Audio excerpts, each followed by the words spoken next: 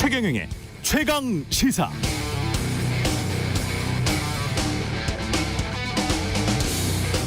네, 어제도 말씀드렸습니다만 정부가 홍보하는 대로 경제가 좋아질 것인가, 기업이 살아날 것인가, MOU 수십조 체결하면 그게 그대로 수익이 되는가. 역대 정부 모두 어디 국빈 방문하면 수십조 원이 마치 넝쿨채 굴러 들어올 것처럼 홍보하고, 언론은 아무 생각 없이 그렇게 수십조 원이 확 들어와서 큰 성과가 있는 것처럼 받았습니다마는 가장 정확한 것은 어디다? 결국 주식시장 관련 기업들의 주가다라는 말씀을 어제 드렸습니다. 사우디아라비아 인프라 건설과 관련해서 가장 주목받는 곳은 건설주겠죠. 그중에서 이른바 대장주라는 현대건설, 어제 주가 보니까 8% 가까이 하락해서 34,500원, 2027년 7월 6만 원이 넘었었는데 최근 2년여간 조금 오르고 많이 내리길 반복하면서 거의 반토막 났습니다. 이른바 강원도 김진태 지사발 레고랜드 사태가 나기 전까지만 해도 지난해 여름 주가가 49,000원대, 그런데 어제 주가는 34,500원.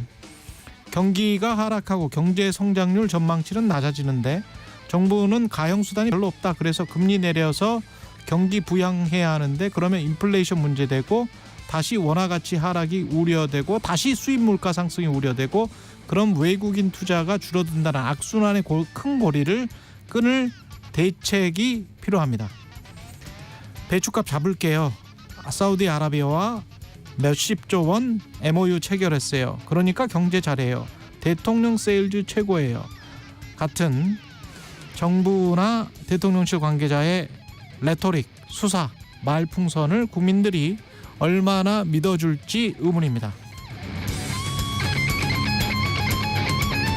네, 안녕하십니까. 10월 24일 화요일, 세상에 이익이 되는 방송 최경영의 최강시사 출발합니다. 저는 KBS 최경영 기자고요. 최경영의 최강시사 유튜브로도 실시간 방송합니다. 문자 자면은 짧은 문자 50원, 기본자 100원이 드는 샵9730 콩오플 무료고요.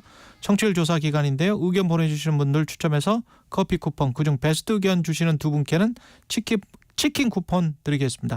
전화 받으시면 최경영의 최강시사 잘 듣고 있다 말씀 부탁드리고요. 오늘 최강시사에서는 고장난 정의당에서 답을 찾겠다는 포부를 밝힌 이정미 정의당 대표, 그리고 민주당 정청래 최고위원과 함께하는 정치펀치, 그리고 뉴스 속 법률을 살펴보는 최강 로스쿨 준비되어 있습니다.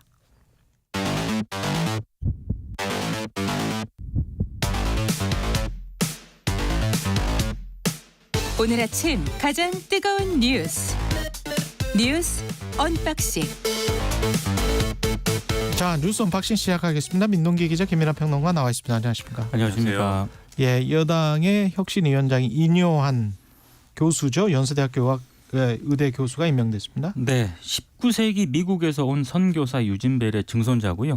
2012년 대한민국의 기여한 공로를 인정을 받아서 특별 기화 1호의 주인공이기도 합니다. 전남 순천 출신이고요. 박근혜 대통령 당선인 인수위에서 국민대통합위원회 부위원장을 맡기도 했습니다.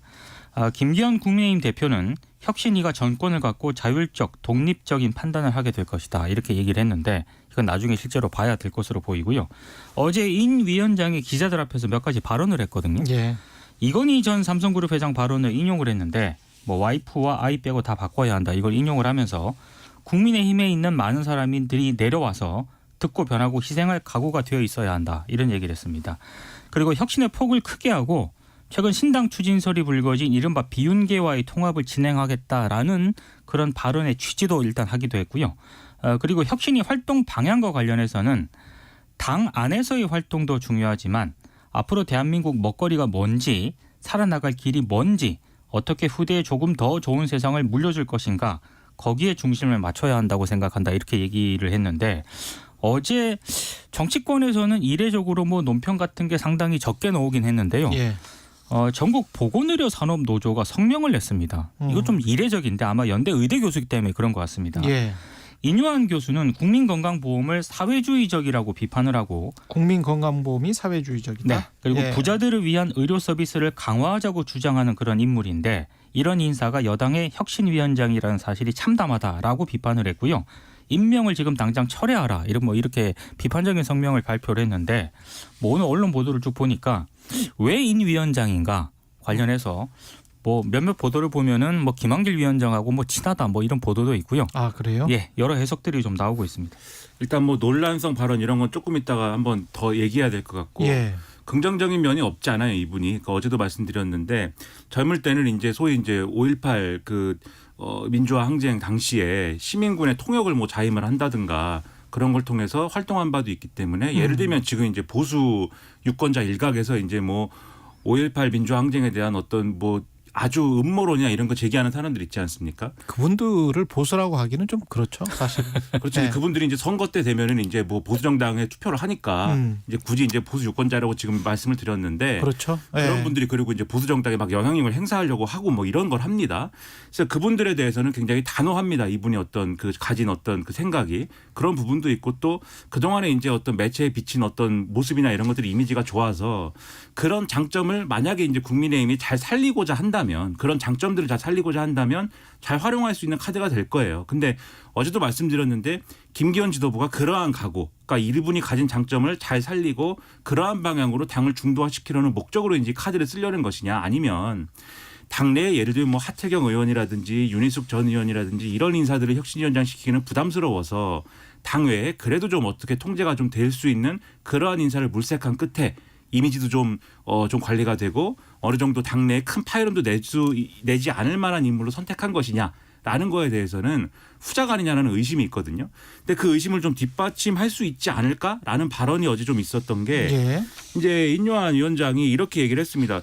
김기현 대표를 만나서 얘기를 해보니까 참 뭐 큰 권한을 나한테 줬다. 이래도 되는가 싶을 정도로 여러 가지 권한을 줬다라고 얘기를 하면서도 그런데 또 반대 비슷한 그렇죠. 뉘앙스의 이야기도 그렇죠. 했더라고요. 그렇죠. 권한이 정확하게 어디까지인지는 모르지만 그러니까. 국민의힘에 많은 사람들이 너 내려와야 된다 이렇게 얘기를 했어요. 그러니까 권한을 많이 줬다고 했는데 권한이 어디까지인지 모르겠다는 말도 해서 저도 그게 헷갈리더라고요. 그렇죠. 그리고 네. 이제 지도부에서는 정확하게 총선의 뭐 공천이라든가 이런 부분에 대한 역할은 정확하게 아니다 이렇게 선을 긋고 있고 인요한 위원장도 내 역할은 이론적인 것이다라고 얘기를 하고 있어요. 그러니까 이론적이라는 것은 지금 앞서 좀 말씀하셨지만 당이 갈 뭐 방향이라든가 좀 큰 틀에서 해당하는 어떤 내용이다라는 거를 좀 한정짓고 있는 거거든요. 예. 그럴 경우에 그럼 혁신위가 도출하는 어떤 내용이나 이런 것들이 정치적으로 관철이 될 수 있겠는가라는 의문이 있고 인요한 위원장이 많은 사람들이 내려와야 된다 이렇게 얘기를 했는데 그렇죠. 만약에 정치적인 중량감이 있고 힘이 큰 사람이 이렇게 얘기를 했으면은 당내에 막 술렁술렁하고 야 이게 바로 물갈이로 연결이 되겠는데 막 이 현역 의원들이 막 야 큰일 났다 좌불안석이 될 겁니다. 근데 어제 분위기가 언론에 전하는 바에 따르면은 안도의 한숨을 내셨다 뭐 이런 언론 분위기가 있어요. 많은 사람들이 희생해야 된다고 하는데 내려와서 희생한다는 거는 공천 못 받는다는 거 아니에요? 그렇게 그런 네. 걸로 해석이 돼야 되는데 그게 아니라 그래도 인요한 위원장이 됐으니까 이분이 뭐 그렇게 정치를 모르는 분도 아니잖아라고 하면서 약간 안도의 한숨을 쉬었다라는 분위기가 있는 걸로 봐서 그래요? 이게 어쨌든 어떤 맥락이다라는 거는 이 아까 말씀드린 후자의 맥락 그러니까 뭔가 이제 통제가 되는 맥락이라는 걸로 받아들여지는 게 아니냐 이런 우려가 있습니다. 그래서 이런 우려를 깨는 방향으로 혁신위가 가야 될 텐데 그렇게 갈 것인지를 앞으로 지켜보는 게 필요할 것 같은데 이제 말씀해 주시겠지만 아마도 논란성 발언들이 또 있어서 그런 것들이 또 국민들에게 어떻게 다가갈지를 또 지켜볼 필요가 있는 것 같아요. 그 국민건강보험은 사회주의적 이거는 이제 그 일반적인 제가 이 말들을 쭉 보니까 약간 미국 공화당 그 우파적인 생각을 많이 가지고 계시는 것 같더라고요. 보니까. 그러니까 뭐 네. 국민건강보험은 아까 짧게 소개를 해드렸고요. 예. 그러니까 5.18과 관련해서도요. 국민건강보험은 사회적이라는 생각은 글쎄요. 이거 국민건강보험을 박정희 전 대통령이 만들지 않았나요? 그렇습니다. 예. 그리고 5.18과 관련해서도요. 조금 고개가 갸우뚱해지는 그런 대목이 있습니다. 예. 유튜브 방송에서 최강 시사에도 출연을 했던 이정현 전 의원하고 함께 출연을 했는데 1980년 5.18 데모만 하는 거기에 머물러 있으면 안 된다. 인권도 중요하지만 치안이 얼마나 중요한데 이런 발언을 하기도 했고 그리고 고성국 씨 유튜브에도 출연을 해서요. 예. 5.18 유공자에 대해서는 의문이 많다. 그거 한번 봐야 하지 않겠느냐 이런 발언도 했습니다. 그리고 또 다른 인터뷰에서는 백선엽 장군을 6.25 때 이 나라를 지켜낸 영웅 아닌가라고 이제 얘기를 하면서 일부 국민들은 일본 사관학교를 나왔고 또 일제강점기 장교를 했다고 친일파 군인이라고 깎아내린다 이렇게 주장을 했습니다. 그리고 2017년 기독일보에 소개된 강연에서는요. 링컨 대통령이 박정희 대통령보다 100배 더 독재했다. 미국 사람들은 링컨이 잘못한 부분은 땅 속에 묻어버렸다. 남 잘된 것을 축복해주고 축하해주고 그런 문화로 좀 바뀌었으면 좋겠다. 이런 발언들을 과거에 했습니다. 예. 그래서 이런 발언들을 비춰봤을 때 일단 국민의힘을 또 새롭게 혁신하겠다는 그 직무를 맡고 있는 거 아니겠습니까? 예. 얼마나 바뀔까 이런 의문이 하나 들고요. 또 하나는 이게 가장 근데 기독교 근본주의 같은 이야기가 좀 이상한 이야기를 했던데. 또 하나는 예. 말씀을 드리면 예. 성경 말씀에서 이탈하면은 후천성 면역 결핍증이 걸린다. 이런 발언도 했거든요. 제가 말을 잘못했네요. 이건 기독교 근본주의도 아니고 이거는 그냥 틀린 말이에요. 그렇습니다. 예, 그러니까 의학적으로 이게 말이 안 되는 거고요. 말도 안 되고 과학적인 예. 이야기도 아니고 의대 교수가 66권 성경 말씀에서 일탈하면 후천성 면역 결핍증이 걸린다. 이거는 굉장히 편견이 가득한 이야기인데요. 그리고 또 하나는요. 나이 많으신 분들이 보면 약간 좀 또 기분 나쁘실 발언도 했는데 예. 한국 남자는 60이 넘으면 별로 쓸모가 없다. 이런 얘기도 했습니다. 근데 이제 뭐 한국 남자 60 넘으면 뭐 이런 류의 얘기는 제가 볼 때는 뭐 일종의 우스개 섞어서 하는 얘기가 그럴 가까운 수 것 있고. 같고 예. 그러니까 좀 자조적인 거잖아요. 그런 그렇죠. 얘기는. 예. 그런 맥락을 좀 봐야 될 것 같고 그다음에 이제 뭐 국민건강보험 이런 얘기는 정책적인 부분이 있는 것이기 때문에 해명 들어봐야 됩니다. 그렇죠. 이거는. 예. 그러니까 지금 사회주의적이다라고 얘기하는 건 제가 볼 때 잘못된 얘기고 예. 근데 그래서 이제 얘기하려고 했던 게 수가가 자체적으로 이제 낮고 이제 의사 입장에서 한 얘기 같아요. 그래서 이거는 정책적으로 지금도 이렇게 생각하는 건지 예. 그러면 국민건강보험을 없애고 지금 민간 후보로 도입을 해야 되는 건지 물어볼 필요가 있는 것 같은데 나머지 얘기들은 이거는 이제 지금 이제 이분이 가진 정치관이나 이런 것들이 너무 극우적으로 이제 그렇죠. 기울어져 있는 거 아니냐라는 네. 의심을 갖게 하거든요. 예를 들면은 방금 말씀하신 이제 그 성경 말씀에 따르지 않으면은 뭐 후천성 면역 결핍증에 걸린다라는 식의 얘기 이게 이제 무슨 얘기냐 싶으실 수 있는데 이거는 성소수자 관련 얘기입니다. 이게 그렇죠. 이게 보면은 결국은 이거는 대표적인 혐오성 발언으로 될 수가 있는 거거든요. 해석을 그렇죠. 하면은. 예. 그러니까 그런 것들에 대해서는 제가 볼 때는 지금 여당이 필요로 하는 혁신의 방향에 맞지 않는 것이기 때문에 이런 것들이 언론에 지금 보도가 되고 논란이 됐다라고 하면은 그때 과연 그런 맥락에서 한 말인지 아니면은 뭐 오해가 지금 있는 것인지 명확하게 입장을 밝히고 거기에 대해서 뭐 잘못 생각했다든지 뭐 잘못 얘기했다든지 뭐 해명을 하든지 아니면 사과를 하든지 조치가 필요할 것 같고요. 그리고 지금 민요한 위원장이 지금 계속 때 되면 과거에 이제 박근혜 이제 대통령 때도 이제 그 관련해서 캠프에 이제 활동을 했다든지 이런 이력들이 있지 않습니까? 네, 인수위에 참여했었죠. 때 되면은 정치 활동을 하려고 하는 그런 단계들이 있었거든요. 그 단계에 이제 들어가면서 계속 이런 무리한 발언들을 사실 한 겁니다. 그러니까 제가 볼 때는 이 평론가 입장에서 볼 때는 정치에 입문하려고 하는 과정에서 나온 무리한 발언들일 가능성이 제가 볼 때 있는 것 같거든요. 이런 발언들이 그렇죠. 예. 지금도 마찬가지예요. 사실은 혁신위원장 하는 이유에 대해서 기자들이 물어봤습니다. 이 서울 서대문구 갑의 출마 이 영입 얘기가 있는데 계속 실제로 있었습니다. 아, 그래요? 예, 출마 얘기가 국민의힘에서. 있고 영입 얘기가 있는데 이분이 정치에 관심이 있었군요. 그렇죠. 그런 입장인 상황에서 국민의힘의 혁신을 주도할 수 있는 상황이냐라고 물었을 때 그 얘기는 어쨌든 혁신이 하는 게 우선이기 때문에 일단은 내려놨다라고는 얘기를 했습니다만 이런 전반적인 게 다 어떤 정치적 문제와 연결될 수 있는 것이기 때문에 혁신 의지와 직결되는 거거든요. 여기에 대한 입장이 명확하게 해명을 하기를 바라고 있습니다. 정확한 워딩은 66권 성경에서 이탈하면 이렇게 이야기를 했었잖아요. 네. 근데 그런 식으로 따지면 사실 뭐 고린도서나 이런 데를 보면 뭐 여자는 교회에서 말을 하려면 남자의 허락을 받아야 돼요. 성경에 따르면. 거기에서 이제 이탈하는 사람들이 아마 100%일 것 같은데 교회에서 다 지금 말하잖아요. 여자들이. 남자 허락받고 말하지는 않거든요. 근데 이제 그러면은 후천성 면역 결핍증 걸린다 뭐 이런 이야기 있잖아요. 그러니까 그런 식의 논쟁이 있지 않습니까? 성경을 문자 그대로 해석할 경우에 과연 이제 현대에 적용할 수 있는 게 얼마나 있느냐. 동성애가 나오죠. 한 2번 정도 나오지만 다른 것도 나옵니다. 여자 금부치 같은 거 하면 안 된다. 뭐 이런 이야기도 나와요. 그렇죠. 그래서 예. 이제 모든 기독교인들이 그렇게 생각하지 않기 때문에 그렇죠. 그렇기 때문에 기독교인들의 그런 의향이나 이런 것들 전반적으로 우리가 폄훼하거나 이런 게 아니라 굳이 이렇게 얘기하는 이제 의도나 그러니까. 그런 생각이라는 게 뭐냐를 지금 묻는 거거든요. 예. 그 말씀을 드리는 거다라는 거죠. 이재명 당대표는 어제 당무에 복귀했고요. 여야정 3자 회동을 제안했습니다. 역제안을 한 거죠. 역제안을 했고 국민의힘은 이 역제안에 대해서 부정적이고요. 부정적이고 대통령실은 이미 이제 사우디 국빈 방문하기 전에 여기에 대해서 부정적인 입장을 밝혔고요. 그리고 이제 이재명 대표가 어제 당무에 복귀하면서 몇 가지 발언을 했는데 윤 대통령에게는 국정기조를 전면 쇄신할 것을 요구를 했고 그리고 내각 총사퇴시켜야 한다 이런 부분을 또 주문을 했습니다. 그리고 정부 예산안 원점 재검토를 촉구를 했는데요. 뭐 그냥 언젠가 좋아지겠지라고 막연하게 기대만 할 게 아니라 정부가 할 수 있는 최대의 노력을 기울여야 한다. 재정 지출을 확대를 해야 한다. 이런 점을 강조를 했습니다. 그리고 정부 의대 정원 확대 추진에 대해서는 협력하고 함께 노력해서 해결해 나가겠다라는 입장을 밝히긴 했는데 전제가 있습니다. 지금까지 했던 것처럼 던졌다가 안 될 것 같으면 슬그머니 철회하지 말고 반드시 실천하길 기대한다. 이런 입장을 밝혔고요. 그리고 이제 언론들의 관심을 모았던 당 내부 문제에 대해서는 체포동의안 처리 과정의 일로 더 이상 왈가왈부하지 않기를 바란다라고 얘기를 했고요. 특히 국민들의 삶이 절박하다. 그런 문제로 우리 역량을 소진하고 시간을 보낼 만큼 현실이 녹록하지가 않다. 이렇게 얘기를 했습니다. 이 문제는 이재명 대표의 이 발언으로 아마 어느 정도 일단락 될 것으로 일단 전망이 되고 있습니다.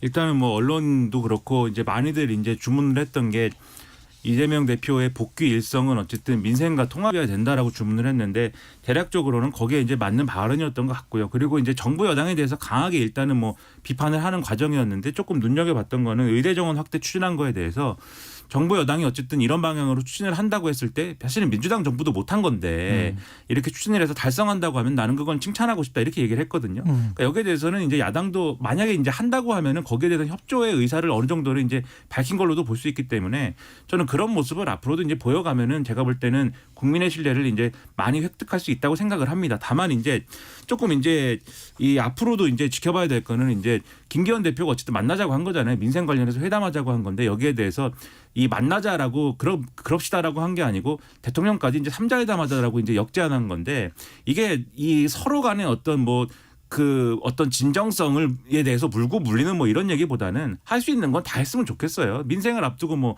서로 뭐 안 만나기 위한 핑계만 얘기하는 그런 이 돌림 노래 같은 걸 할 필요는 없는 거 아닙니까? 그러니까 이재명 대표는 대통령 만나자고 했는데 김기현 대표는 거기에 대해서 대통령하고 만나지 말고 나랑 만납시다 이렇게 얘기하는 거고 그리고 또 이재명 대표는 김기현 대표 안 만나는 얘기하기 위해서 그러면 대통령까지 같이 만납시다 얘기하는 것처럼 되면은 이제 모두가 안 만나는 것처럼 되니까 이걸 역으로 다 만납시다 이렇게 만들어가는 게 훨씬 더 좋은 거 아니겠습니까?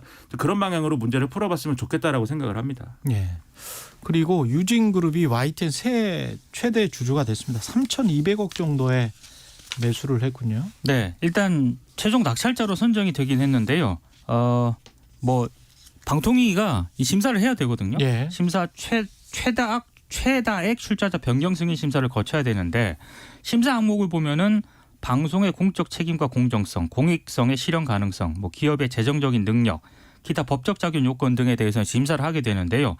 유진그룹이 뭐 하는 그룹이냐 아까 생소하실 분들이 있는데 일단 뭐 건설, 자재, 유통, 금융, 물류. 레미콘으로 유명하죠. 맞습니다. 여기. 레미콘으로 상당히 좀 유명했고 그렇게 이제 50여 개 계열사를 거느리고 있는 중견 그룹이고요.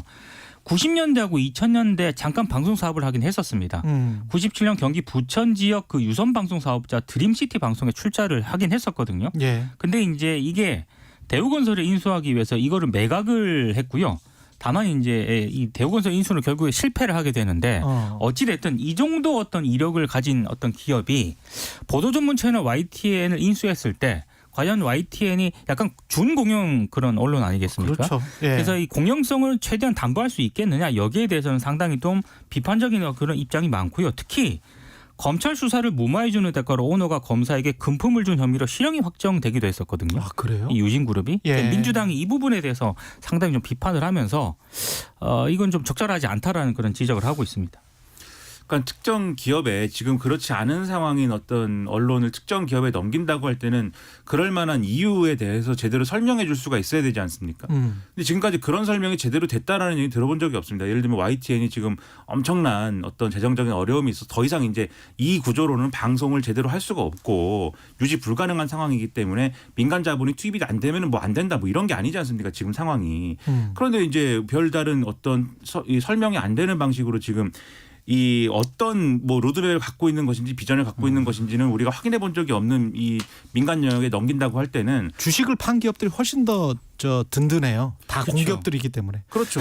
그러니까 뭐 다른 의도가 있는 거 아니냐. 예. 뭐 이런 시각이 나올 수밖에 없는 것이어서 원래 논란은 불가피한 거죠. 이해가 안 되는 게 이 주관사가 3일 회계법인이거든요. 예. 근데 한전 KDN 지분 단독 매각이 최우선 방안이라고 원래 입장을 밝혔습니다. 근데 갑자기 한전 KDN하고 한국 마사이 지분을 한 번에 통매각하는 게 뭐 통매각하기로 결정을 했잖아요. 그러니까 입장을 바꿨는데 이제 야당 특히 정의당에서 제기하는 의혹은 이거 대통령실이 개입한 거 아니냐라는 의혹까지 제기를 하고 있거든요.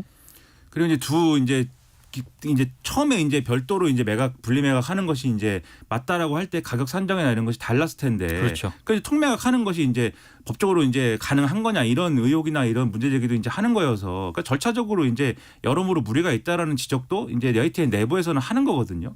그러니까 이런 결국은 이제 그러냐 아니냐를 따지는 것도 필요하겠지만 어쨌든 절차적으로 여러 무리수가 있는데 결국 이제 왜 하는 것이냐, 그거죠. 왜에 대해서 이제 설명이 안 되기 때문에 이런저런 의혹들이 나오는 거 아니겠습니까? 그러니까 이 부분에 대해서 잘 이해가 안 되고 결국은 이 방송이라는 거에 대해서 언론이라는 거에 대해서 명확한 어떤 소유주가 있으면 그 소유주를 통제하는 것에 의해서 이 방송이나 언론을 통제하려는 거 아니냐라는 의심에 대해서 그렇지 않다라는 게 설명이 돼야 될 텐데 그 설명이 가능할까에 대해서 좀 의문을 가지고 있습니다. 이게 그룹 전체 시가총액은 모르겠습니다만은 모회사라고 할 수 있는 유진 기업은 어제 제가 찾아보니까 종가 기준으로 2,700억 정도 시가총액이 네. 시장에서 생각하는 이 기업의 가치가 2,700억. 근데 YTN을 3,200억 원에 샀습니다. 그래서 그 자금 조달을 어떻게 할 것인가 이것도 이것도 좀 예. 고개를 갸우뚱하는 그런 시각이 있습니다. 좀 이상합니다. 뉴스 언박싱 민동기 기자 김민하 평론가였습니다. 고맙습니다. 고맙습니다. KBS 1라디오 최경련의 최강시사 듣고 계신 지금 시각 7시 41분입니다. 절기 상강인 오늘은 중서부 지역에 비 소식이 있습니다. 오전에 중부 서해안과 경기 북부 내륙을 시작으로 낮부터 서울 등 그 밖의 수도권과 강원 영서, 충청권 북부로 확대하겠고요. 밤에 대부분 그치겠습니다. 양이 5에서 10mm로 적지만 돌풍과 벼락, 일부 지역은 쌀락 우박까지 동반하겠습니다. 오전까지 내륙에 안개가 짙은 곳이 많겠고 낮 기온은 서울 19도 등으로 어제와 비슷하거나 약간 낮겠습니다.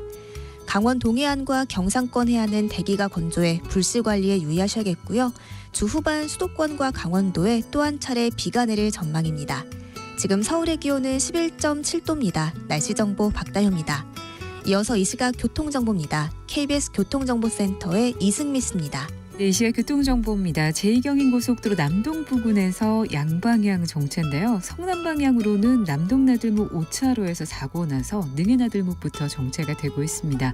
영동고속도로 인천 방향 광교 방흥터널 안에서 사고 나서 이 터널 안에서 저행되고 있고요. 이후로 북수원에서는 정체입니다. 강릉 방향은 군포에서 부곡까지나 용인에서 양지터널까지 밀리고 서양고속도로 목포 방향으로 순산터널에서 용담터널 또 매송 휴게소에서 화성 휴게소까지 밀립니다. KBS 교통정보센터였습니다. 오늘 하루 이슈의 중심. 당신의 아침을 책임지는 직격 인터뷰. 여러분은 지금 KBS 1라디오 최경영의 최강시사와 함께하고 계십니다. 네, 창당 11주년 맞이한 정의당 왜 존재해야 하는지 답을 만들겠다면서 쇄신 의지를 강조하고 있는데요. 지도부 해법은 뭔지 이정미 대표에게 직접 들어보겠습니다. 안녕하세요. 네, 안녕하세요. 예, 이정미 표 자강론이 실패했다. 강서구 선거를 보니까 뭐 이런 평가가 나오고 있는데 어떻게 보십니까? 사실 이번 강서 보궐선거가 굉장히 어려운 선거였습니다.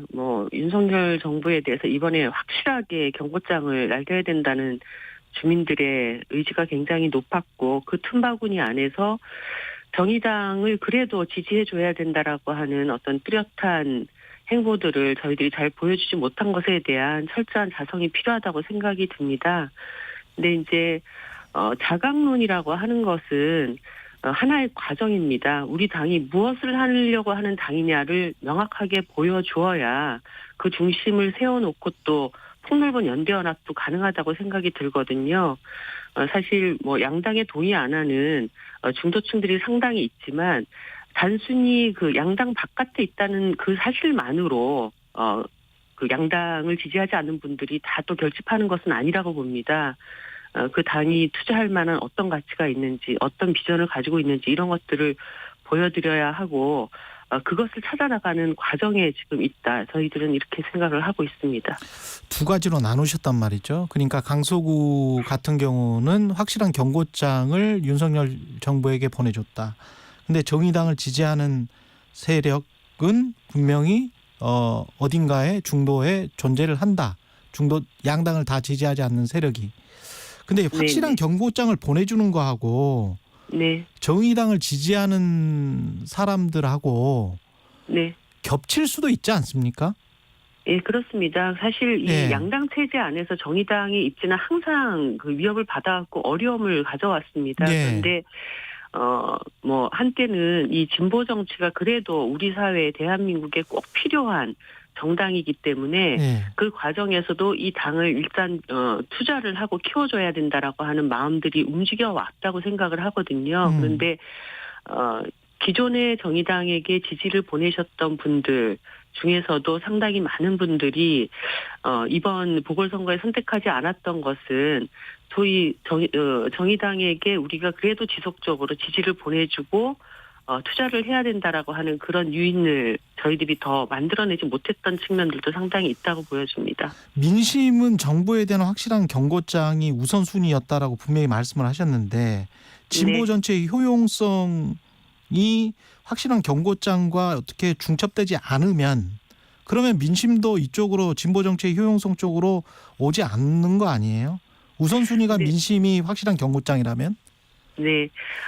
사실 뭐 그 거대 양당들이 서로가 서로를 심판하는 선거들을 계속 해왔습니다. 그런데 그 과정에서 사실 이제 정의당과 같은 정당, 이 정당에 대해서 그래도 저 정당을 좀 살려놔야 된다라고 하는 마음 한편에 국민들의 요구도 좀 분명히 있었다고 생각이 들거든요. 그리고 이번에 보궐선거 결과를 보셔서도 알겠지만 국민들 입장에서 이번 선거에서 국민의힘이 이길 거라고 생각하시는 분들은 그다지 많지 않았습니다. 제가 그 거리에 나가봐도.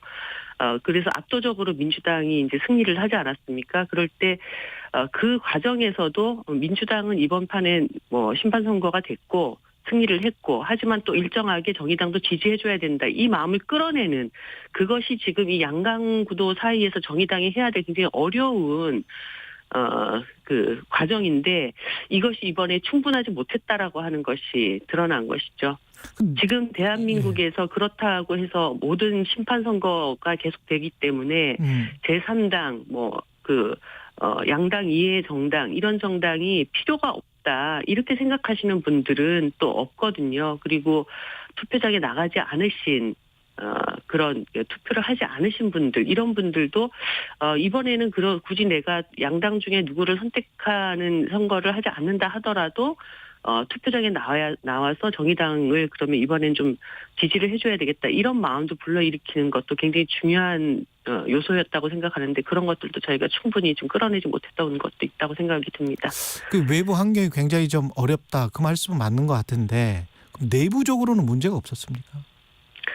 내부적으로는 저희가 이제 제가 당대표 취임한 지 1년이 되었고 사실 굉장히 위기 속의 정의당을 다시 이제 일으켜 세우는 역할이 저에게 주어졌습니다. 그런데 정의당 10년 역사 속에서 뭐 앞으로 진보 정치의 미래를 어떻게 그려갈 것인가 이런 것들도 좀 뚜렷하게 세워나가고 당내에 그 미래에 대해서 생각하시는 어떤 방향성들이 이견이 상당히 있는 당원들 그리고 당내 어떤 그 의견 그룹들 이런 분들의 의견들을 하나로 좀 모아내서 뭔가 당이 좀 국민들 앞에 저 당이 뭔가 이렇게 뚜렷한 방향을 갖고 함께 잘 움직여가고 있구나 이런 것들을 잘 보여드리지 못하고 어떻게 보면은 당내 여러 가지 의견들이 계속 충돌하는 모습들 이런 것들을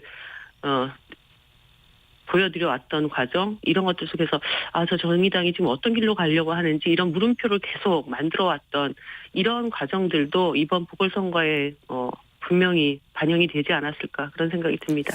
이런 말씀 드리는 게 약간 좀 죄송스럽습니다만 김창인 전 청년정의당 대표는 정의당 갈등봉합 첫 단추가 대표 사퇴다.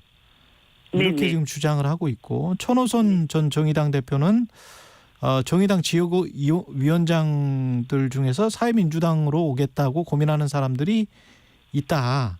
네. 뭐 어떻게 보세요? 글쎄요, 지금 당의 해법에 대해서 여러 가지 갈래의 의견들이 나오고 있습니다. 네. 사실, 김창인 전 그 대표가 그런 요구들이 있고 나서, 저도 여러 가지 해법에 대해서 고민을 안 해본 것은 아니지만, 일단 당의 의원단 회의라든가, 그리고 강서시도당 연석회의, 강서시도당 위원장들의 연석회의 이런 과정을 통해서, 지금 당장은 사퇴가 해법이 아니라 당이 다음 길을 어떻게 갈 것인지에 대한 매듭을 일단 짓는 것이 필요하다. 이런 요구들이 있었고 원래 저희들이 11월 달에 이제 재창당 대회를 앞두고 있습니다. 그래서 저도 그 재창당 대회까지 당내 여러 가지 이견들을 좀 하나로 모아 나가고 애초에 정의당이 이야기를 했던 우리 시대의 가장 큰 마주하고 있는 위기들에 대한 해법을 제시를 하고 그 속에서 당의 중심을 세우고 나서 총선 과정에서는 더 폭넓은 연대연합의 길을 통해서 총선의 어떤 돌파구를 찾아 나가는 이런 해법까지는 제가 무슨 일이 있어도 만들어 놓겠다 이렇게 약속을 드린 바가 있습니다. 더 넓은 연대연합의 길을 말씀을 하셨는데 그 천호선 전 정의당 대표 사회민주당 지금 사무총장이죠. 진보의 세속화를 주장을 하고 있단 말이죠. 이거하고 더 넓은 연대연합의 길은 맥락이 같은 것 같은데 어떻게 보세요? 진보의 세속화라고 하는 그 자체는 예. 소위 진보 정당이 자신의 가치를 분명히 지키면서도 그러니까 우리만 옳다는 식의 등대 정당을 하지 않겠다는 현실주의 정치라고 생각을 합니다. 그리고 이것은 정의당이 창당할 당시에 우리는 대중적인 진보 정당으로 나아가겠다. 이 선언 속에 이미 그러한 의미가 다 담겨져 있었다고 봅니다.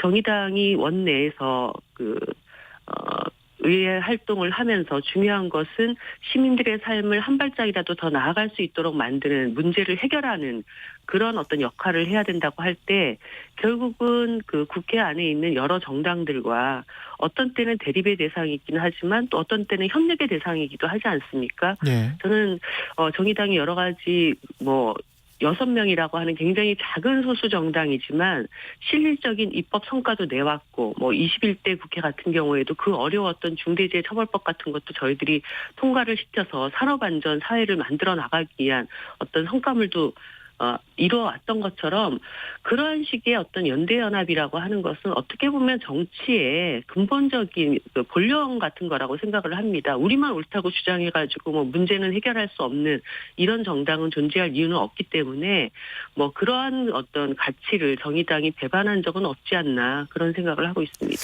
대표님 개인 홍보도 궁금한데 내년 총선에서 인천 연수울로 출마하십니까? 그렇습니다. 그러면 거기에 대통령실 부대변인 김기흥 부대변인 출마설도 있던데요.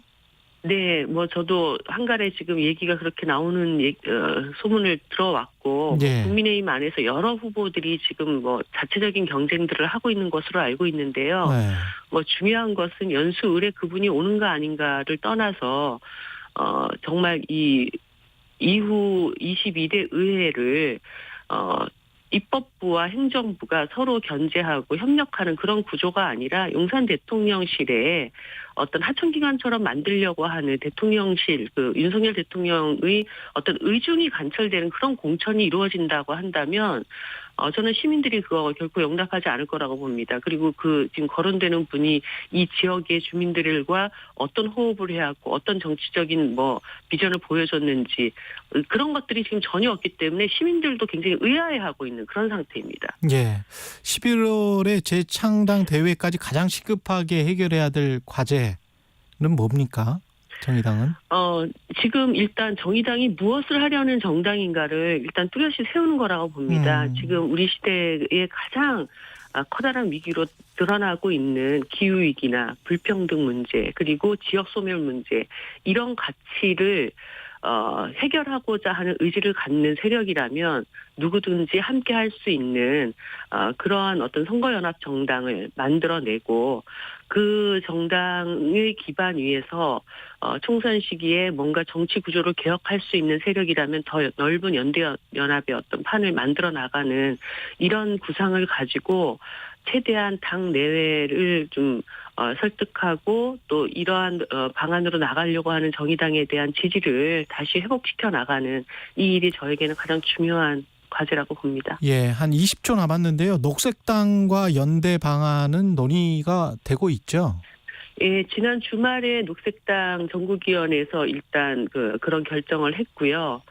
저희들은 11월 5일 날 전국위원회가 있습니다. 그래서 지금 녹색의 가치를 함께 22대 국회에서 실현해 나가면서 생태 환경에 대한 사회적 과제를 의회정치 안에서 풀어나가고자 하는 이런 프로세스를 잘 진행해 보려고 합니다. 예, 여기까지 듣겠습니다. 지금까지 이정미 정의당 대표였습니다. 감사합니다. 네, 감사합니다.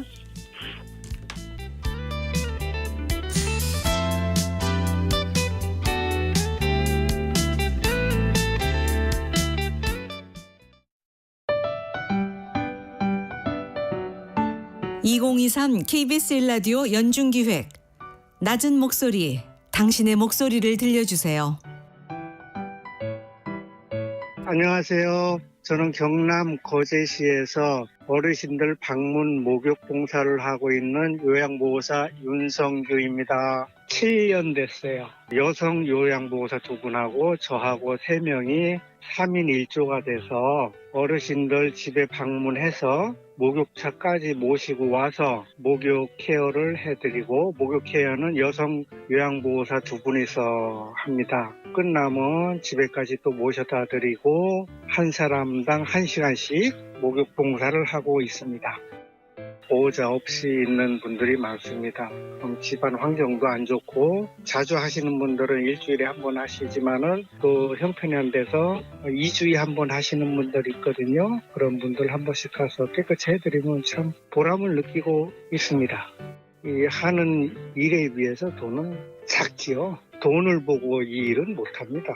주일에 다녀보면은 저분은 나라에서 해주는 이런 혜택을 좀 받았으면 하는 사람들이 몰라서 등급을 못 받고 일하시는 분들이 좀 있는 것 같아요. 그거는 이제 동네에서 촌동네다 보니까는 뭐 이장님이나 이런 분들이 좀 신경 써갖고 어르신들 이 등급 받는데 좀 이렇게 협조를 해서가지고 그런 분들이 빠지는 사람이 없이 다 보게끔 이래 했으면 좋겠어요.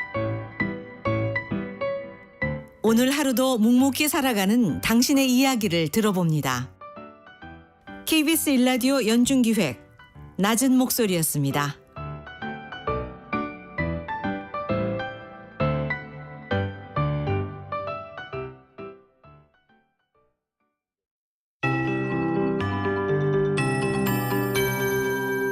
KBS 58분 날씨. 서리가 내린다는 가을의 마지막 절기 상강입니다. 이번 주 큰 추위 없지만 아침 저녁으로 많이 쌀쌀한데요. 일교차에 유의해서 건강관리 잘 해주셔야겠습니다. 오늘 중서부 지역엔 5에서 10mm의 비 소식이 있습니다. 중부 서해안으로 먼저 비구름이 유입되고 있습니다. 낮부터 서울 등 그 밖의 수도권과 강원 영서, 충청권 북부로 비가 확대한 뒤 밤에 대부분 그칠 텐데요. 양은 적지만 돌풍과 천둥 번개를 동반하거나 일부 지역엔 쌀락 우박이 떨어지는 곳도 있어 주의가 필요하고요. 밤에는 전라 서해안에도 약한 비가 지날 수 있겠습니다. 오전까지 내륙 곳곳에 안개가 짙겠습니다. 지금 특히 경기 남부와 충북 북부, 경상 내륙에 가시거리가 100m 안팎으로 매우 짧은 구간이 있어서 조심히 이동하셔야겠습니다. 오늘 낮 기온은 어제와 비슷하거나 약간 낮겠습니다. 서울이 19도, 대전 20도, 광주, 대구 21도, 강릉, 부산 22도, 제주 23도 안팎까지 오르겠습니다. 서해상에 돌풍과 함께 천둥 번개가 치는 곳이 있겠고요. 강원 동해안에 건조주의보가 이어지는 가운데 경상권 해안도 대기가 메마르고 있습니다. 불씨 관리 철저히 해주시기 바랍니다. 지금 서울의 기온은 11.9도, 습도는 92%입니다. 박다음입니다.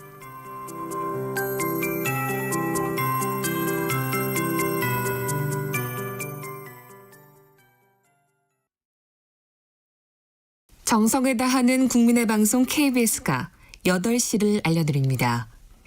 AM 711kHz, FM 97.3MHz, KBS 1라디오입니다. HLKA.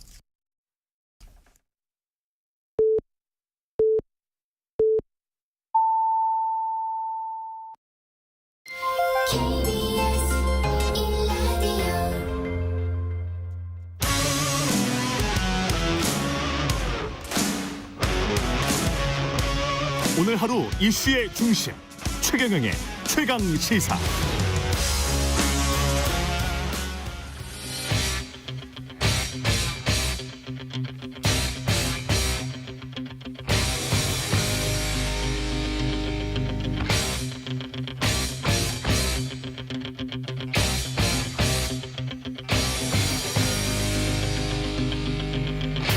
네, 답답한 정치 이슈를 팍팍 때려보는 시간입니다. 정치펀치. 예, 정청래 민주당 최고위원 나오셨습니다. 안녕하십니까? 네, 안녕하십니까? 정청래입니다. 예, 뭐 예상대로 통합을 강조를 했고요. 네. 이재명 대표. 그다음에 내각 총사 때는 여전히 요구를 하고 있습니다. 단식할 때 요구했던 사항인 것을 상기시킨 거죠. 예. 그리고 바뀐 게 없잖아요. 이런 뭐 이재명 대표 8월 30일 날 단식 시작했는데 그 전이나 후나 바뀐 게 하나도 없잖아요.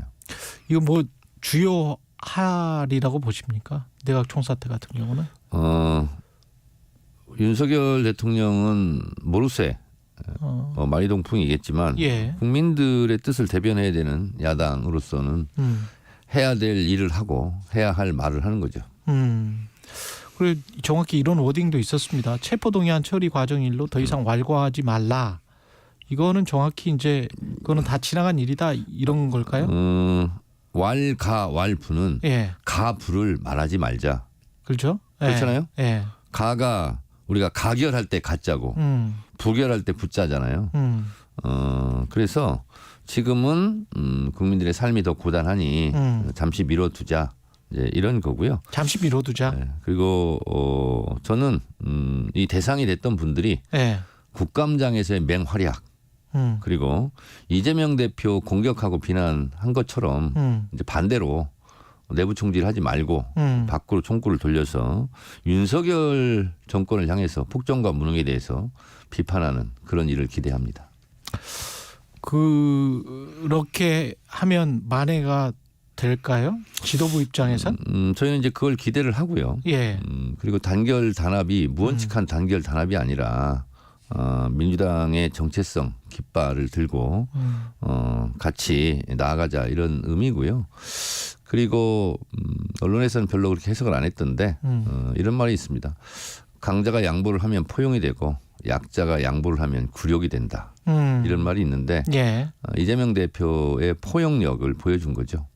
그리고 포용력을 보여준 것이다. 이분들에게 기회를 다시 한번 드리겠다 이런 숨은 뜻도 저는 있다고 봅니다. 기회를 다시 드리겠다. 숨은 뜻도 있다. 그러나 당대표나 최고위 지도부라 할지라도 이 당의 주인은 당원이지 않습니까? 그렇죠. 당원들이 또 어떤 생각을 하고 어떤 행동을 할지는 저희들도 잘 모르는 상태이고요. 그래서 보통 뭐 징계라는 표현을 굳이 쓰자면 세 가지가 있어요. 최고위원회에서 비상 징계를 하는 경우가 있습니다. 그거는 윤리심판원으로 가지 않고 직권으로 징계를 하고 재심이 없습니다. 이건. 근데 이거는 저희가 이미 행사하지 않은 겁니다. 그리고 또 하나는 당원들이 윤리심판원에 직접 제소하는 겁니다. 그 형식과 절차 내용을 담아서. 그래서 이런 부분은 지금 되고 있어요, 사실은.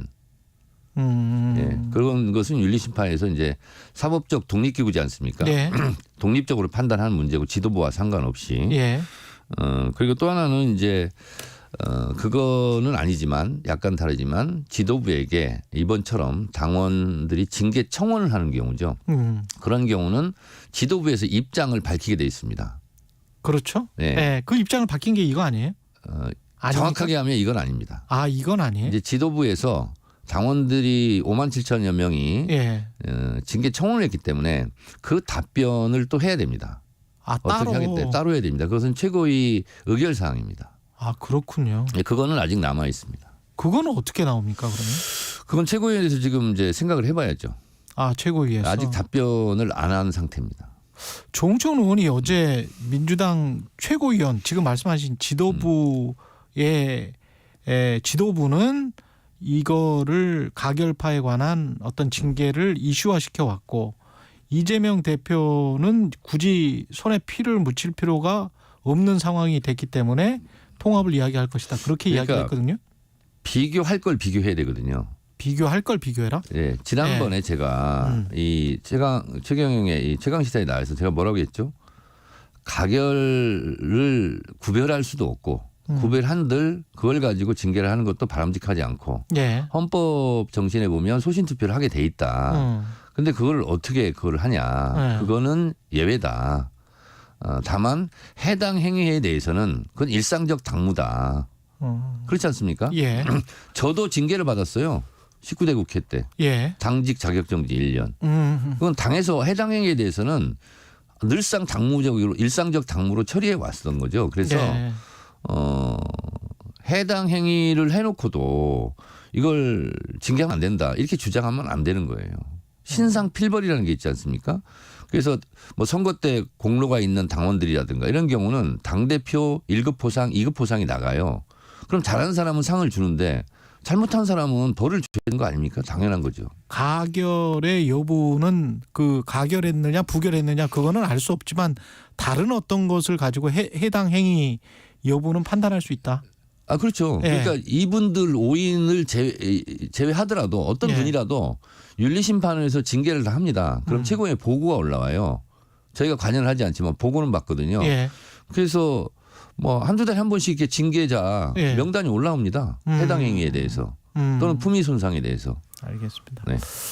그런 여지는 아직도 있다라는 말씀을 하시는 것 같고 그다음에 송갑수 최고위원 후임이 굉장히 좀 중요할 것 같은데 조홍천 의원 같은 경우는 어제 나와서 이제 계속 조홍천 의원 이야기를 합니다마는 소프라노 일색이기 때문에 뭐 바리톤이나 베이스나 뭐 이런 다른 목소리를 섞어야 된다.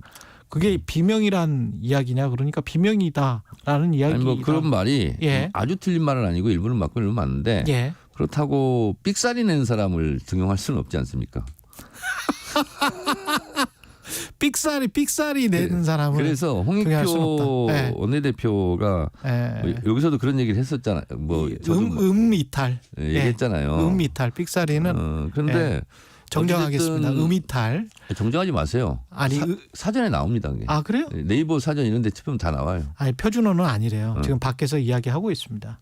윤석열 대통령도 표준어 사용 많이 안 하잖아요. 아니 그렇기는 하지만 또 저는 또 입장이 다르니까. 예. 어쨌든 총선이라는 대회전 결승전을 앞두고 있거든요. 그러면 경기를 잘 뛰는 선수를 기용해야 되는 거죠. 그렇지 않습니까? 예. 근데 배려 차원에서 화업 차원에서 벤치에 있는 실력 안 되는 선수를 기용하라. 이거에 동의하십니까? 그런데 만약에 그렇게 해가지고 경기를 지면 지금 윤석열 정권 치하에서는 그게 배임죄예요. 왜 이길 수 있는 경기를 벤치 선수들 화합이라는 명분으로 기용해서 경기를 망쳤냐. 이거 배임이다. 이럴 수 있잖아요. 그래서 어제 대표도 얘기했듯이 지금 가장 중요한 것은 총선 승리에 퍼즐을 맞춰가는 거거든요. 그래서 총선 승리에 맞으면 등용을 하는 거고 아니면 등용을 안 하는 거고 그런 거죠. 그거를 기계적으로 잣대를 잴 수는 없다. 네, 그렇습니다. 예. 네. 국민의힘 혁신위원장으로 인유한 연세대학교 교수가 임명이 됐는데 민주당에서도 그렇게 강한 비판은 없는 것 같습니다. 아니 이제 비판의 대상도 좀 되기가 좀 어려운 게 전권을 부여한다 그러는데 자 보세요. 국민의힘을 수술하러 가는 거 아닙니까? 그런데 이분이 병원에서 수술은 잘할 수 있어요. 전문으로서. 근데 이분이 정치를 잘 모르잖아요. 그래서 비전문가가 당에 들어가서 제대로 수술할 리가 만무하고 또 하나는 이분에게 전권을 준다 그러는데 아니 김기현 대표도 전권이 있습니까? 저는 없다고 봐요. 그럼 전권이 없는 분이 어떻게 전권을 줘요? 그래서 제가 어제 바지 사장이라고 표현했는데 바지 사장의 핫바지 위원장이죠. 뭘 할 수 있겠습니까? 그리고 혁신과 통합 보통 얘기하지 않습니까? 혁신은 뭐냐면 인적 쇄신이에요. 인적 쇄신은 다른 말로 한다면 뭐냐면 자른다는 뜻이에요. 예. 그러면서 통합을 얘기하는 거예요. 그렇잖아요. 예. 그래서 어떻게 보면 언어 모순일 수 있거든요. 또 하나는 이번 강서구청장 재보궐선거에서 알다시피 당에서 주도적으로 공천했습니까? 그렇지 않잖아요. 사면복권 이후에 사실상 대통령이 한 거 아닙니까? 그렇게 해서 혁신위가 만들어졌잖아요. 그러면 가장 혁신할 대상은 윤석열 대통령이에요. 윤석열 대통령을 혁신시킬 수 있겠습니까? 김건희 여사를 혁신시킬 수 있겠어요? 그러니까 임요한 위원장이 와이프 아이 빼고 다 바꿔라. 그런데 차 떼고 풋 떼고 그 장기판이 잘 굴러가겠습니까? 그 민주당도 혁신이 김은경 혁신이가 잘 안 됐잖아요. 네? 안 된 건 아니에요? 아니, 그러니까 혁신위원장이 들어와서 네. 성공한 사례가 별로 없습니다. 성공한 사례가 없다. 네. 그래서 네. 이거는 이뇨한 혁신이도 마찬가지일 것이다. 말로는 그냥 그렇다고 혁신이 뭐냐 이렇게 하지만 네. 결국은 뭐냐면 자르면서 잘 지내라. 잘 지내면서 자르자. 그걸 어떻게 할 수 있겠어요? 그리고 핵심이 공천 룰인데. 공천 룰인데. 네. 네. 그걸 인용한 비전문가가 들어와서 할 수 있겠습니까? 공천 룰이나 이런 핵심적인 사안들은 바꾸기가 힘들 것이다. 네, 그렇습니다. 네. 아니, 대통령을 어떻게 바꾸겠어요? 아니 가령 뭐 예를 들어서 이준석이나 뭐 네. 유승민이나 네. 이현주나 이렇게 이제 비윤으로 인정받고 있는 사람들 있잖아요. 네. 그런 사람들을 뭐 전면에 등용한달지 혁신이가 만약에 그런 조치를 하면 인사적으로 근데 그거를 정권을 준다고 했는데 김기현 대표가 네. 막을 수도 없는 거 아니, 아니에요? 정권이 있어야 정권을 주죠. 예를 들면 김기현 사장을 바지 사장으로 한다면 예. 얘기한다면 예. 인요한 위원장은 바지 전무 정도 되는 거예요. 뭘 하겠어요. 그리고 이준석 대표 얘기했는데 예. 국민의힘 홈페이지 들어가서 전화번호 봤더니 02-6288에 0200이거더라고요. 근데 이준석 대표는 지금 딴 살림 살려고 이삿짐 싸고 있는 거 아니겠습니까? 딴 살림 차리려고 하고 있다. 예. 저는 그렇게 봐요. 예. 지금 뭐 신당설도 나오고 있고. 그래서 여기 전화번호는 빨리빨리 2424 아닐까 이런 생각이 듭니다. 8282 2424. 일부러 좀 만들어 오신 거죠 지금 이거? 아니 좀 찾아봤어요. 아니 이준석 전 대표나 유승민 전 의원이 예. 만약에 신당을 차리면 대표 전화는 뭘로 할까? 예. 02-8282-2424 아닐까? 이미 선점이 됐을 겁니다. 그 정도로 좋은 번호는. 그렇지. 예. 이삿짐센터 어디 전화번호일 거예요. 예, 이미 선점이 됐을 거고. 네. 그리고 지금 저 여야 대표 민생 협치 회담을 제안했는데 네. 3자 회동 대통령까지 함께하자 이런 제안을 했고. 네. 그리고 국민의힘은 부정적으로 지금 이야기를 하고 있는 겁니다. 아니 그러니까 네. 우리가 협상을 할 때는 협상권이 있어야 되고 협상력이 있어야 되잖아요. 근데 김기현 대표는 협상권이 없잖아요, 솔직히. 아까 계속 바지 사장이다. 예. 바지 사장이기 때문에 진짜 사장을 만나야 된다. 바지 사장이 좀 거시기 하면 바지 저고리로 할까요, 그냥? 아니 어쨌든. 예. 그래서 실제로 회담을 하면 뭐 성과를 내야 되잖아요. 뭐 언론이나 정치권에서는 국민의힘을 용산 출장소라고 그러는데 이재명 당대표가 소장하고 그 협상할 수는 없잖아요. 그래서 뭘 성과를 내려면 실질적인 권한이 있는 윤석열 대통령과 이재명 대표가 만나는 게 맞죠. 근데 그 윤석열 대통령이 받아들일 것 같지 않거든요, 이것도. 그러니까 윤석열 대통령이 받아들이지 않을 것 같으면 아무 언행을 하면 안 됩니까? 아니 뭐 그렇다는 건 그건 아니지만. 아니잖아요. 예. 자꾸 얘기를 해야 되죠. 그러면 그분께서도 마음의 문을 열 날이 있겠죠. 근데 그래도 여당 대표인데 한번 만나고 실질적인 성과가 없으니 뭐 3자 회동을 하자 뭐 이렇게 또 이야기할 수 있죠. 지난번에도 한번 만났잖아요. 예. 만났는데 아무런 성과가 없었잖아요. 안 만난 게 아니에요. 그냥 뭐 웃으면서 사진 찍는 것이 여야 만나서 할 일이 아니잖아요. 국민들에게 희망 고문만 하는 거고. 마포 제 얘기에 왜 이렇게 동의를 안 하세요? 아니 뭐 저 동의하기가 무섭습니까? 예, 무섭습니다. 예. 예, 그 한동훈 장관 지금 총선 출마설이 잦아들고 있지는 않고 이번에 지난번에는 뭐 마포 의원님 쪽이더니 이번에는 종로 쪽인데 종로는 지금 최재형 의원이 있는 곳이고 원희룡 장관도 또 이쪽 이야기가 나오고 그분은 지금 나침판이 없어요. 한동훈 장관이? 네. 왜냐하면 네. 종로로 갈까요? 네. 영등포로 갈까요? 차라리 미아리로 갈까? 이게 네. 뭐냐면 이분이 강남이나 영남을 제외하고 당선될 수 있는 지역이 있겠습니까? 저는 그리고 지금 강서구청장 선거에 드러났듯이 윤석열 정권에 대한 심판이거든요. 그러면 총선에서는 윤석열 지우기를 해야 되는 거예요. 근데 친윤이다, 윤심이다 이런 분들이 나가면 그 유권자들이 더 분노의 반대표를 던지겠죠. 그래서 이분들 생각하면 야 총선을 이기려고 하는 건지 지려고 하는 건지 오히려 윤석열이 그림자를 지어야 되는데 그걸 앞세워 가지고 뭐 공천 칼을 휘두르겠다 윤석열 측근들 검사들 대거 뭐 출마시키겠다 하는 건 있잖아요. 폭망의 길이죠. 그렇지 않습니까? 윤석열 정권에 대한 심판 선거가 될 건데 윤석열 오른팔 왼팔이 나오면 오히려 잘 됐다. 그리고 더 분노의 투표장 행렬이 이어지지 않을까요? 그렇게 될 것이다. 그래서 한동훈 장관은 그리고 또 확장력도 없어요. 확장력도 없다. 네, 그리고 중도층이 여론조사 보면 디테일하게 보면 노르데이터를 보면 중도층이라고 불리는 분들이 중도층이 아닙니다 이미.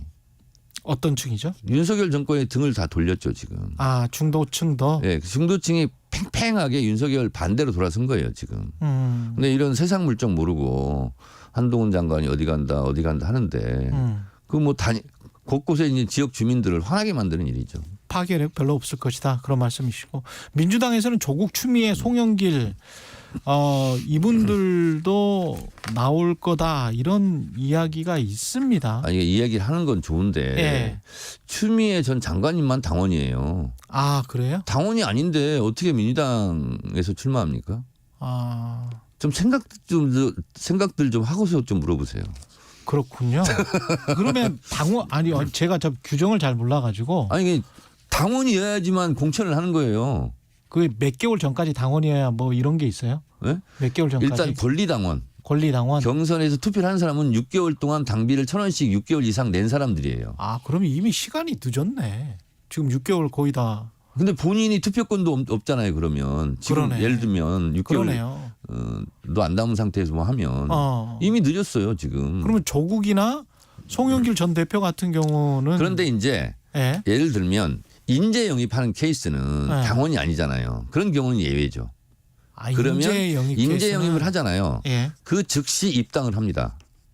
아 그리고 그렇게 말씀하셔야지. 저는 깜짝 놀랐네. 그냥 다 안 되는 줄 알았네. 아니 그러니까 이제 순진하니까 속잖아요. 아니 그러니까 송영길 전 대표는 지금 탈당 상태이지 않습니까? 조국 장관은 입당한 적이 없는 것 같고. 그러면 민주당에서 인재 영입을 해서 인재 영입 입당을 시켜서 그럼 출마를 시켜야 되는 건데 그게 좀의 어려움이 있겠죠. 좀의 어려움이 있다. 부담이 있을 수 있다. 민주당에. 아니면은 오히려 득이 될 수 있다. 어떻게 보십니까? 조국 같은 경우는. 좀 거시기하다. 아, 좀 거시기하다.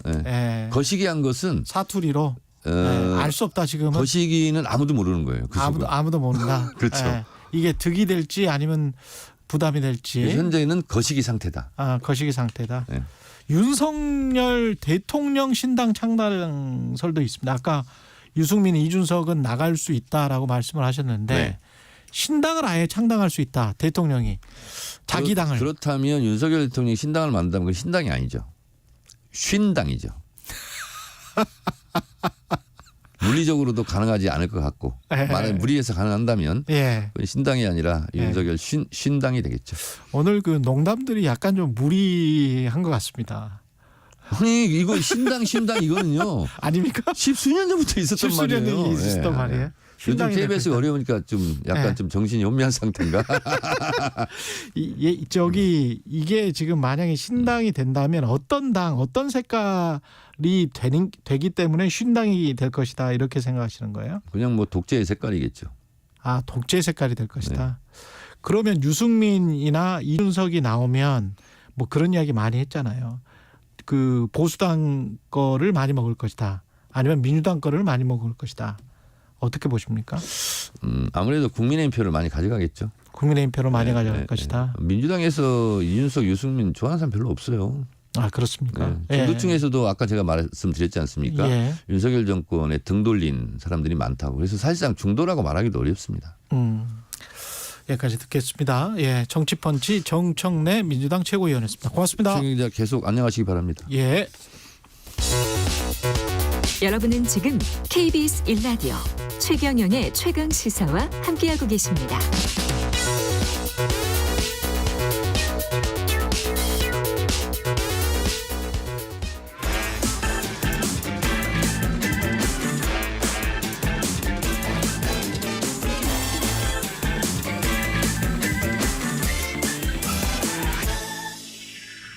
네, 한 번 더 뉴스 시간입니다. 오늘은 한국경제신문 최영찬 기자와 함께하겠습니다. 안녕하십니까? 네, 안녕하세요. 예, 카카오 주가 많이 떨어졌더군요. 심각합니다 지금. 네, 심각하죠. 그냥 뭐 주가를 떠나서 회사 자체가 좀 위기죠. 굉장히 위기인데요. 어제 김범수 지금 창업자가 금감원에 지금 소환됐고요. 예, 그렇습니다. 지금 이제 창업자이자 회사에서는 미래 이니셔티브 센터장이라는 직함을 달고 있거든요. 사실상 뭐 회장인 거죠. 회장. 그렇죠. 그런 셈인데 금감원 그 정문 포토라인에 섰어요. 사실 금감원이 뭐 검찰도 아니고 이렇게 포토라인 설치하는 건 이례적인데 워낙 사안이 특수해서 금감원이 이렇게 설치했다 이렇게 설명을 하더라고요. 이제 금감원의 자본시장 특별사법경찰 그 특사경이라고 하죠. 그런 조직이 있는데 이 SM엔터테인먼트 시세 조정 의혹과 관련해서 김 센터장이 어디까지 개입했는지를 집중 추궁을 했습니다. 그러니까 앞서 카카오에서 그 배재현 투자총괄 대표라는 분이 있어요. 그러니까 여기가 이제 SM엔터 인수 과정에서 시세를 조종했다는 혐의로 구속이 됐거든요. 지금 같은 혐의를 김 센터장에게도 좀 의심을 하고 있는 겁니다. 그렇군요. 이게 인수 과정에서 불법이 끼었다. 뭐 그렇게 주가 조작을 했다. 뭐 그런 게 지금 의심을 당국이 하고 있는데요. 그러니까 2월이죠. SM엔터 경영권 인수를 놓고 카카오가 그 BTS 소속사인 하이브와 굉장히 경쟁을 했던 사건 혹시 기억을 하실 텐데요. 그러니까 당국은 카카오 임원이 주가를 의도적으로 조작했다 이렇게 의심을 하는 겁니다. 그러니까 하이브가 이제 공개 매수를 하겠다. 우리가 이만큼의 주식을 얼마에 사겠다. 한 12만 원 정도 이렇게 던졌어요. 근데 그거를 이제 방해할 목적으로 이제 카카오가 약 2,400억 원을 투입해서 SM엔터 시세를 이제 하이브가 공개 매수한 금액보다 올려놓았다. 지금 당국이 이렇게 보고 있는 거예요. 그러니까 경영권 공방 당시 상황을 복귀해 보면은 하이브가 먼저 기존 가격의 20%가량 높은 금액인 12만 원대의 공개 매수를 밝혔습니다. 근데 그 이후에 시장가가 천정부지로 치솟아서 12만 원보다 높아지는 거예요. 그러면 이제 그게 이제 유야무에 되는 거거든요. 그렇죠. 그러자 이제 카카오가 그 뒤에 3만 원을 더 얹어서 15만 원의 승부수를 던집니다. 공개 매수를. 결과적으로 이제 부담을 느낀 하이브는 이 보유한 SM 지분 전량을 처분하고 인수 절차를 중단했고요. SM 주식은 39.87%를 최종 확보한 카카오가 이제 최대 주주로 올라선 겁니다. 근데 공개 매수를 하는데 주가 조작이 되나요? 이게? 그 이제 그런 식으로 이제 뭐 예를 들어 이겁니다. 사모펀드 운영사인 원아시아 파트너스 등이 SM에 대한 대량 매수 주문을 넣어가지고 일부러 주가를 막 그 올렸다는 거예요. 그래서 또 그 원아시아 사장이 구속된 그 배재현 대표와 친분이 있다는 거죠. 그런 다음에 이제 카카오 계열사에 죄송합니다. 수천억 원의 규모 투자를 단행한 사실 이런 걸 토대로 카카오와 이 원아시아라는 곳이 공모했을 가능성이 있다. 이렇게 지금 금융당국이 의심을 하고 있는 거고요. 단순한 공개 매수가 아니고 그렇습니다. 뒤로는 원아시아와 카카오가 모종에 이제 모종에 짰다. 뭐 뒷거래를 한 거 아니냐 이렇게 보고 있는 건데요. 어쨌든 지금 카카오는 공개적으로 입장을 밝히진 않지만 합법적인 거래였고 시세 조종을 한 사실이 없다 이런 지금 원론적인 입장입니다. 이게 만약에 사실이면 카카오뱅크까지 지금 문제가 커질 수가 있겠습니다. 그렇죠? 그렇습니다. 이제 대주주 적격성 논란이 휘말리는 건데요. 그러니까 인터넷 전문은행 특례법에 따르면은 대주주는 최근 5년간 금융 관련 법령이나 뭐 공정거래법, 조세법, 처벌법 이런 거 지금 뭐 예를 들어서 특정 가중범죄, 특정경제범죄, 가중처벌법 이런 것에 위반을 하면은 그 벌금형 이상에 해당하는 형사처벌을 받은 사실이 없어야 하거든요. 근데 지금 김범수 센터장은 카카오 지분을 약 13%를 보유한 그 최대 주주인데 카뱅 대주주는 또 아닙니다. 근데 지금 그 카카오와 카카오가 갖고 있는 거예요. 그러니까 27.17%를 보유해서 최대 주주인데 이러면은 인터넷은행법상 김 센터장이 아니라 카카오에 대한 형사처벌이 확정될 수가 있거든요. 이러면은 그 뭐 예를 들어 카카오가 이제 벌금이라도 받게 된다면은 이러면은 이제 금융당국이 카뱅의 그 인가 해지 여부를 판단하는 적격성 심사에 나설 수 있는 거죠. 카카오뱅크 인가 해지도 가능한 사안이다. 그렇죠. 이제 자본시장과 금융투자법 이 448조 양벌 규정이라는 게 있는데 그럼 여기를 나중에 이제 적용할지 말지가 관건이 되거든요. 어쨌든 이 조항이 이제 법인 대표자나 임직원 등이 법률을 위반했을 때 이 행위자뿐만 아니라 법인에도 벌금형을 부과한다는 내용이 있어요. 이것 때문에 지금 서울 남부지검이 이 배재현 그 카카오 투자 총괄 대표를 비롯해서 지금 경영진을 기소하고 있잖아요. 예. 만약에 최종적으로 유죄 판결을 받으면은 이 카카오 법인도 벌금형을 받게 될 가능성이 높은 거예요. 인터넷 은행이 하나의 이제 그 돌파구였는데 예. 일종의 이제 비즈니스 모델이었는데 그거 자체가 지금 흔들려 버리니까 카카오 주가가 그렇게 됐었던 거군요. 그렇습니다. 예. 근데 뭐 이것뿐만 아니라 지금 굉장히 악재가 넘쳐나거든요. 예. 사실 기억을 더듬으면 작년부터 그 판교에 SKCNC 데이터 센터 화재가 나가지고 카카오톡이 이제 먹통 사태가 일어났잖아요. 기억납니다. 그래서 예. 막 그 국정감사장에도 이 김 센터장이 불려 나왔고 그뿐만 아니라 이제 2021년에 보면은 스톡 옵션 먹튀 이런 논란으로 자진 사퇴했던 류영준 전 카카오페이 대표가 있거든요. 작년에 다시 비상근 고문으로 위촉을 한 거예요. 이런 사실이 알려지면서 또 논란이 됐고 그 경영진 먹튀 수습을 위해서 등판했다가 이 카톡 먹통 사태로 물러났던 이 남궁훈 전 대표 있습니다. 여기도 스톡 옵션을 행사해서 94억 정도 차익을 챙겨가지고 주주들한테 비판을 받았거든요. 대단하네. 네, 그런 식으로 되니까 야 주주들이 볼 때는 이 회사 뭐야? 이거 믿고 투자해봐도 될 만한 회사인 거야? 그렇죠. 이런 의심을 하는 거죠. 뭐 임직원들만 좋은 회사가 돼버렸군요. 주주에게는 뭐 별로 좋지 않고 지금 그렇죠. 어느 정도 떨어졌습니까? 지금 코로나19 때 보면은 워낙 관심을 많이 받던 기업이어서 주가가 쭉쭉쭉 올라갔다가 그래서 5분의 1 액면 분할을 했어요. 예. 근데 2021년 6월에 그래서 액면 분할한 다음에 16만 원까지도 갔거든요. 그러니까 뭐 곱하기 5 해보면은 한 원래는 뭐 80만 원 그렇게 간 주식이라고 봐야죠. 예. 지금 액면 분할해서 16만 원까지 갔던 주식이 어제 기준입니다. 예. 37,950원. 37,000. 시가총액이 73조였는데 지금은 16조. 한 4분의 1토막 났다고 봐야 돼요. 73조에서 16조 원 됐군요. 네. 예. 그리고 아시안 게임 그 장애인 아시안 게임 항저우 아시안 게임이 있습니다. 지금 패럴 게임이. 네. 예. 패럴림픽. 지금 사실 많은 관심을 못 받고 있는데요. 예. 올림픽 끝나면은 장애인 올림픽인 패럴림픽이 열리는 것처럼 아시안 게임도 아시안 게임 끝나면은 아시안 패러 게임이라고 열립니다. 지금 이번이 4번째 열리는 건데요. 지난 22일에 막을 올렸습니다. 이제 28일까지 일주일간 열립니다. 뭐 아시안 게임 본 게임에서보다는 조금 짧은데요. 어제는 한국 선수단 첫 금메달이 나왔습니다. 김정빈 선수 사이클 남자 시각장애 4,000m 개인 추발에서 우승을 차지했고요. 그리고 텐덤 사이클이라고 해서 이게 장애인과 비장애인이 한 조를 이루는 종목이에요. 이제 앞쪽에 있는 비장애인이 이제 파일럿이라고 하는데 타서 핸들을 조작하면서 페달에 발을 얹기만 합니다. 예. 뒤에 타는 장애인 선수가 페달을 돌리고요. 그런 종목에서 지금 어쨌든 금메달을 땄고 그리고 사격 남자 10m 공기소총 그 입사라고 하죠. 거기서 이장우와 박진호 선수가 각각 금메달, 은메달을 목에 걸었습니다.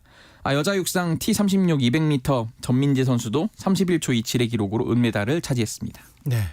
9970님이 최강시사 최경련 기자님 편의점 알바 나와서 듣고 있는데 걸어올 때는 못 들어서 빨리 걸었어요. 최강시사 너무 좋아요. 최강 애청자입니다. 청취율 1등 꼭 하세요. 라고 말씀해 주셨습니다. 3288님도 뒤늦게 컴퓨터를 배웁니다. 68세 동네 언니랑 독수리 자판 두들기면서 배우고 있습니다. 오늘도 가는데 행복. 아침에 최강시사 들으면서 밥 먹고 있습니다. 라고 말씀해 주셨네요. 0898님도 청취율 조사 전화 못 빠지게 기다리고 있다고 말씀하셨습니다. 초1 아들과 항상 함께 듣고 있다. 아이와 함께 들어도 부끄럽지 않은 뉴스가 많은 세상이 왔으면 좋겠습니다. 라고 말씀해 주셨습니다. 예, 여기까지 한 번 더 뉴스 최영찬 기자였습니다. 고맙습니다. 감사합니다. 예.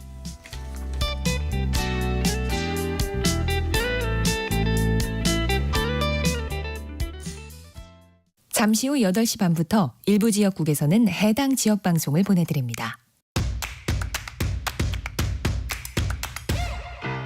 가자 배종찬입니다. KBS로 오는 길이 너무 행복해서 다 잊어버렸다. 시사본부가 역시 전통이죠. KBS의 역사라고 봐야 돼. 가장 공정한 방송이다. 고정해야 되지 않을까요? 고정해줘요.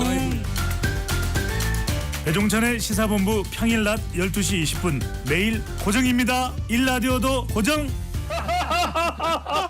화이팅. 진행은 서툴지만 내용은 알찹니다. 진실의 편에서, 정의의 편에서, 약자의 편에서 뉴스를 전합니다. 주진우 라이브와 함께 더 많이, 더 오래 웃었으면 좋겠습니다. 매일 오후 5시 5분 KBS 1라디오 주진우 라이브. 지금 시각은 8시 30분입니다. KBS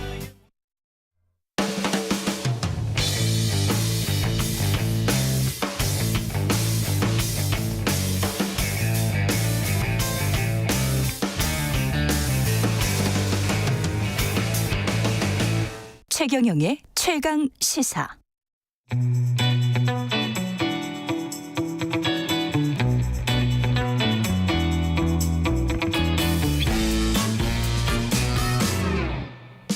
네, 정치 시사 이슈의 법적 쟁점을 시원하게 파헤쳐보는 시간입니다.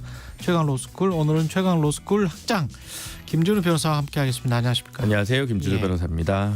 한국판 드레피스 사건으로 불리는 91년 강기훈 유서대필 조작 사건, 이게 대표적 인권 침해 사건이었고 검찰이 무고한 사람을 기소해서 처벌을 했었던 사건인데 이걸 아직도 우리가 이야기를 해야 되나요? 2023년에? 네, 그렇습니다. 2023년도 다 끝나가는데. 그 상당히 안타까운 일이 아닐 수 없는데요. 예, 91년 당시가 이제 사실은 그 당시만 해도 뭐 평가는 나뉠 수 있겠습니다만 예. 군부 정권이라고 해서 많은 거리 시위가 있었고 91년 봄 같은 경우는 뭐 명지대 학생이었던 강경대 그렇죠. 열사가 이제 폭력 진압 과정에서 사망하는 그런 안타까운 일도 있었는데요.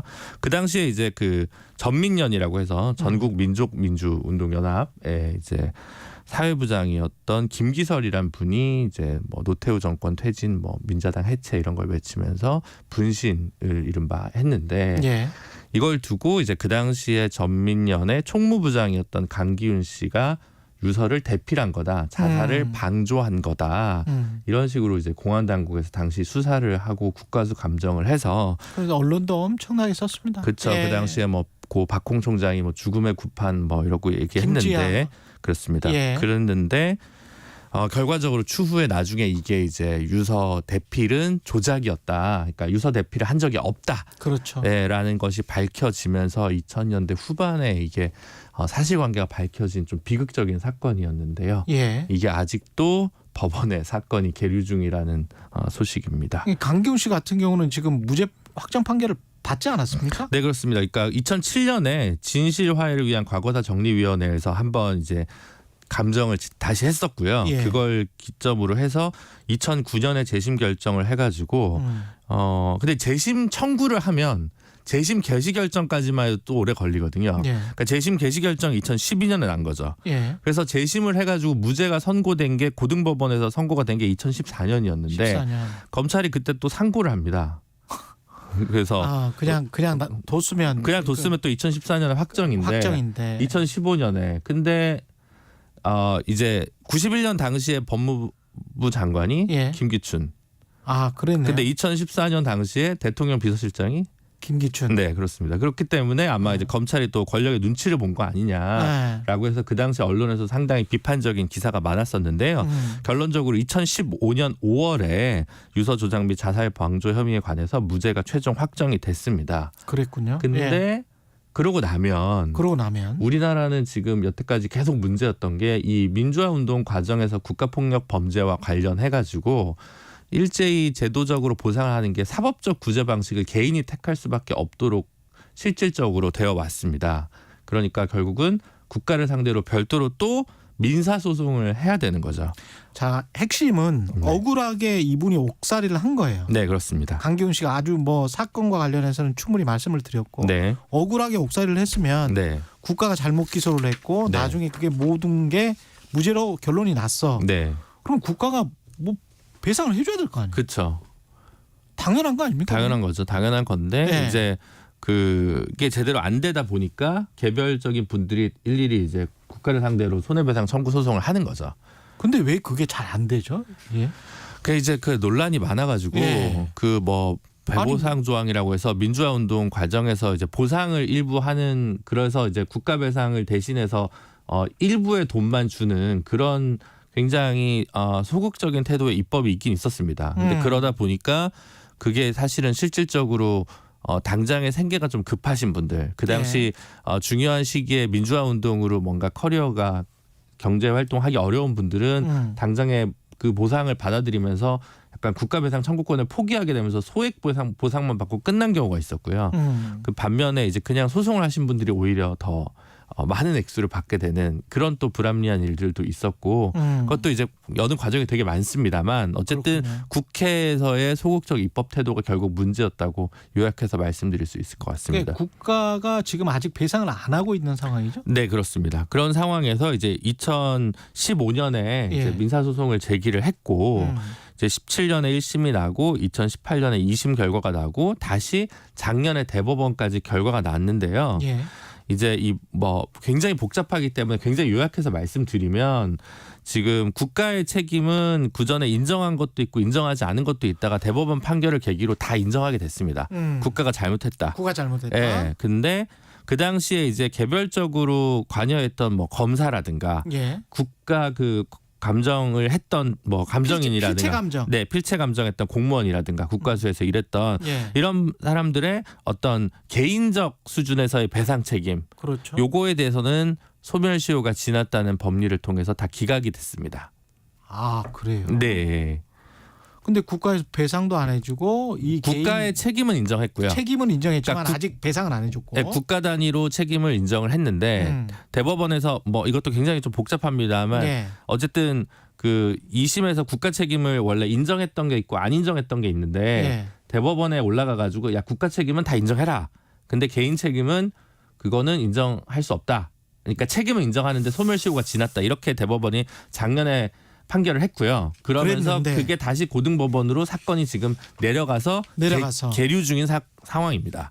소멸시효에 구애받지 않고 판단할 수는 없는 건가요? 아, 이제 그와 관련해서 뭐 헌법재판소나 대법원의 판결이 있어서 국가 수준의 책임에 대해서는 그 소멸시효를 다시 국가가 잘못했는데 국가가 그 소멸시효를 주장하는 거 너무 시간이 지났으니까 뭐 돈 주지 않아도 된다라고 얘기하는 것은 권리 남용이다라고 대법원이 판단을 했는데 강기훈 씨 본인이 이제 그 개인들을 상대로 소송은 그 전에 할 수 있었던 거 아니냐.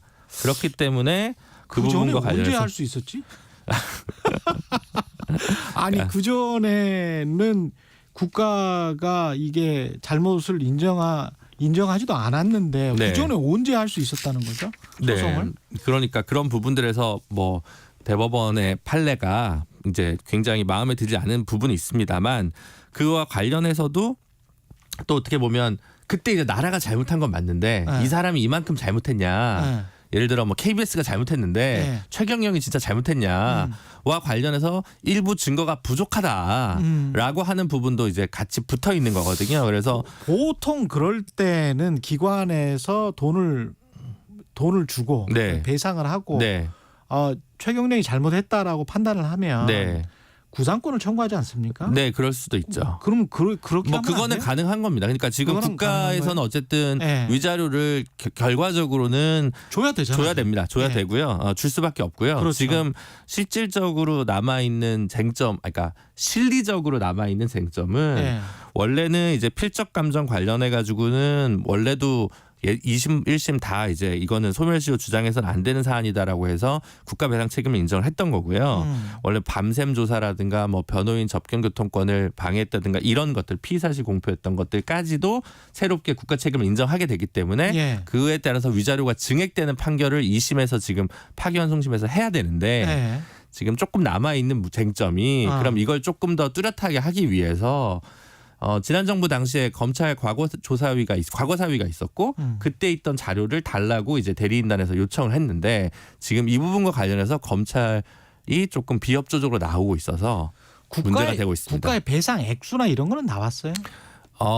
원래 2심 때는 아마 뭐 6억에서 8억 정도가 나왔던 것으로 저는 기억하고 있는데요. 6억에서 8억? 네, 그 사이였던 것 같습니다. 근데 이제 개인들의 잘못도 있었다고 하면 좀 더 이게 합쳐질 수가 있습니다. 지금은 이제 그 아까 말씀드렸지만 개별 위법 행위라는 게 그 필적 감정뿐만 아니라 수사 과정에서 있었던 다양한 범법 행위 부분들 그렇죠. 또 소멸시효 얘기할 건 아니다. 근데 기존에 있던 판례보다 검찰 과거사위에서 조사한 자료가 추가적으로 있으니 그걸 입증하면 위자료가 더 인정될 수 있지 않겠습니까? 그렇죠. 그래서 이제 지금 대리인단에서는 그러니까 강기훈 씨 측에서는 이제 이걸 대고 검찰에다가 정보를 달라고 요청을 하고 있는데 검찰이 이제 적극적으로 이에 응하지 않고 있어서 문제가 좀 되고 있습니다. 자료가 있어야지 적극적으로 또 소송에 임할 수도 있을 것 같은데 그거는 뭐 열람이나 시청을 뭐 대검이 허락을 다 해주는 거가 아닌가 보죠. 네, 근데 이제 어쨌든 한편으로는 뭐 개인 정보가 있어서 줄 수 없다고 답변한 부분도 있었고요. 그러다가 이제 뭐 정보공개 청구해가지고 그러면 부분적인 부분에 대해서 열람하고 하지. 근데 이제 원래는 이거를 전자정보, 그러니까 뭐 하여튼 파일로 달라라는 식으로 이제 청구를 했는데 와가지고 봐라. 네, 라고 이제 하는 바람에 지금 이와 관련해서 이거는 부당하다라고 해서 또 이제 강기훈 씨 측이 좀 다시 뭐 즉시항고라든가 이런 절차적 대응을 하고 있는 상황이고요. 그래서 조금 검찰이 이거는 과거사위 통해서 다 발표한 부분이고 한데 좀 더 적극적으로 이 소송에 있어서 자료 협조나 하는 것이 좀 본인들의 역사적 과오를 좀 시정하는 방식일 텐데 그 부분에 대해서 적극적이지 않은 부분은 제가 봐도 좀 유감입니다. 지난번에 문무일 검찰총장 같은 경우도 이 사건에 관해서 사과하지 않았습니까? 네, 그렇습니다. 그렇죠. 그때 사과할 때는 또 언제고 지금 와서는 이런 식으로 보통 일반적으로 그냥 전자 파일로 주는데 말이죠. 다른 행정 부처 같은 경우는 꼭 검찰들만 이렇게 휘발유 영수증도 주고 그러더라고요. 그러니까 적어도 이제 본인들의 과오에 대한 부분에서는 조금 더 적극적 행정 행위를 하면 그와 관련해서 조금 검찰도 부정적 인식을 불식시킬 수 있을 텐데 좀 태도 변화가 필요한 부분이 아닌가 싶습니다. 그리고 특히 강기훈 씨 같은 경우는 지금 그 이미 이제 보도가 나왔기 때문에 말씀드리는 건데 아파요. 네, 투병 생활을 하신 지 오래됐습니다. 암투병을 지금 오래 하고 있기 때문에 이거는 빨리 91년 사건인데 2023년이거든요. 네. 그러면 거의 40년이 넘은 거네요. 네, 그 정도 되겠죠. 30년, 그렇죠? 30년이 넘은 거죠. 네. 야, 그러면 빨리 이렇게 결자 해지를 해줘야 되는 거 아닌가? 이걸 법원에다 계속 뭐 상고하고 이런 거는 아니지 않습니까? 네. 저희도 그렇게 생각하는데요. 네. 재판 결과는 언제나 나올까요? 그러니까 지금 문제는 이 부분과 관련해서 정보를 더 본 다음에 진행을 하면 되는데 정부에서 그러니까 검찰 쪽에서 이 지금 정보 공개와 관련해서 제한적인 그 열람만 가능하도록 해서 이와 관련해 가지고 그 대리인단에서 지금 어떻게 대응할지 고민 중이라고 하고요. 그러다 보니까 지금 그 본안 그러니까 기본적인 이 파기환송돼서 2심 고등법원으로 돌아온 사건은 현재 추정 중이어서요.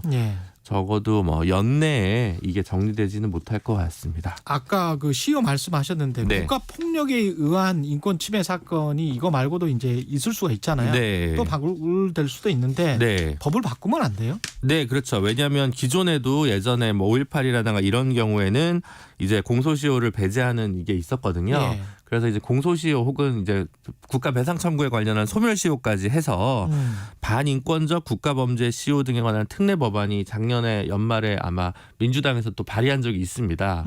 아직 국회에서 잠자고 있는 상황입니다. 여기까지 듣겠습니다. 최강 로스쿨 김준우 변호사였습니다. 고맙습니다. 감사합니다.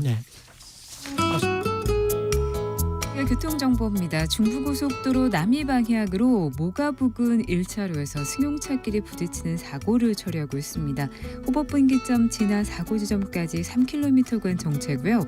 수도권 제일순환고속도로 구리에서 판교 방향으로 퇴계원에서 상일까지 광암터널에서 송파까지 각각 9km 구간 정체입니다. 경부고속도로 서울 방향으로는 북천안 부근과 수원에서 3km 정체고요. 죽전휴게소에서 판교까지나 다시 달래내곡에서 반포까지 밀리고 있습니다. KBS 교통정보센터에서 이승미였습니다.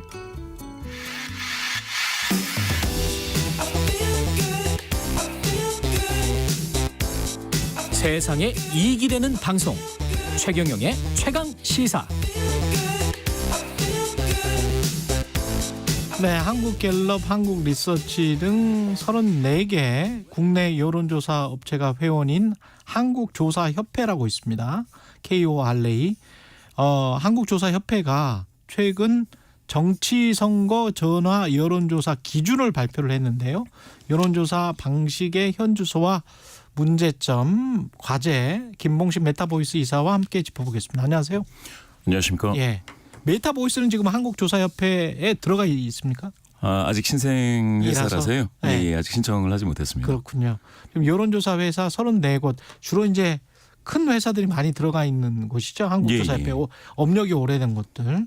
정치선거 전화 여론조사 기준을 발표했는데 내용이 일단 뭔가요?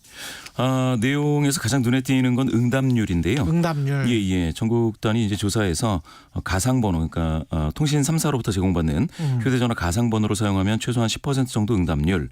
그리고 이제 컴퓨터로 이제 번호를 임의로 생성하는 그 RDD라고 있습니다. 이미 이 전화 걸기 이렇게 되면 이제 최소 7% 이상을 달성하자 응답률을 그렇게 이제 이야기하고 있고요. 그다음에 이제 소수점 이하 표기를 쓰지 말자.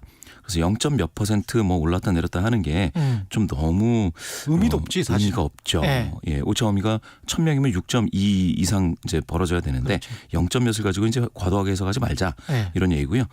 그다음에 이제 전화를 안 받는 분에게는 이제 전체 이제 한 3번 정도 전화를 시도해 보자. 그리고 이제 조사 기간도 이틀 정도로 하고요. 설문 문항 수가 너무 많으면 이틀 이상. 예, 이틀 이상입니다. 이틀 이상. 조사 기간. 예, 조사 기간 이틀 이상. 예. 이틀 가지고 부족할 때가 많기 때문에. 예. 이틀 이상 3일도 뭐 가능합니다. 또 이제 정치 선거 여론조사에서 설문 문항 수가 응답자에게 이제 저항감을 일으키고 피로하게 만들죠. 그래서 이제 한 13문항 정도로 하자. 아무리 많아도 이렇게 되는 것이고요. 그리고 전체 이제 표본 오차도 있는데 지역, 뭐 성별, 연령대별, 하위 변수별 표본 오차도 고려하자. 예, 그런 얘기고요. 그리고 이제 결정적으로 이제 ARS 조사와 병행하지 ARS 조사를 하지 말고 그리고 혼용하지도 말자. 이런 내용입니다. 그 ARS 조사는 금지한다는 겁니까? 이게 이제 언론에서는 마치 이제 정부가 규제하는 것처럼 이렇게 헤드라인이 나오기도 했는데요. 정부 규제는 아니고 이 협회 차원에서 자체적으로 회원사들은 ARS 조사를 하지 말자 이런 내용입니다. 한국조사협회 회원사들은 ARS 조사는 하지 말자. 이게 어떤 의미가 있는 건가요? 어떤 논쟁점 때문에 이런 기준을 만들었습니까? 몇 가지가 있는데요. 가장 큰 것은 최근에 이제 ARS 조사와 전화 면접 조사 간에 있어서 이제 차이가 좀 많이 납니다. 그런 현상을 두고 좀 품질을 일률적으로 좀 높여보자라는 의미이기 때문에 상당히 좀 공적이고 좋은 내용이죠. 예, 그런 내용인데 물론 이제 여기서 다루는 것 이외에도 그렇게 이제 조사 결과를 다르게 만드는 요소는 상당히 많습니다. 그런데 이제 그런 것보다는 이제 우선적으로는 ARS와 좀 변별되게 하자라는 것이고요. 그리고 좀 과도한 해석을 지양하고 응답률을 높여서 고품질의 어떤 그런 표본을 추출하자 이런 내용입니다. 근데 정부가 이제 금지하거나 그런 건 아니고 업계에서 자율적으로 하는 것이다라고 할지라도 이 가이드라인 발표가 어떤 의미가 있을 것 같은데요.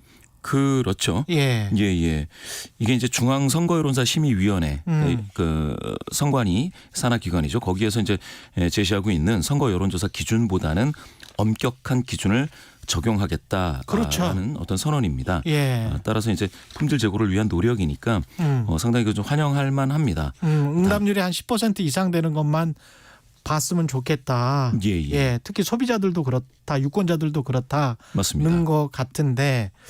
근데 지금 ARS하고 전화 면접 조사라는 거는 이제 그 전화 면접원이 있습니다. 그래서 이제 직접 전화를 걸어서 이야기를 하는 거고 ARS는 기계음으로 이렇게 나오는 거잖아요.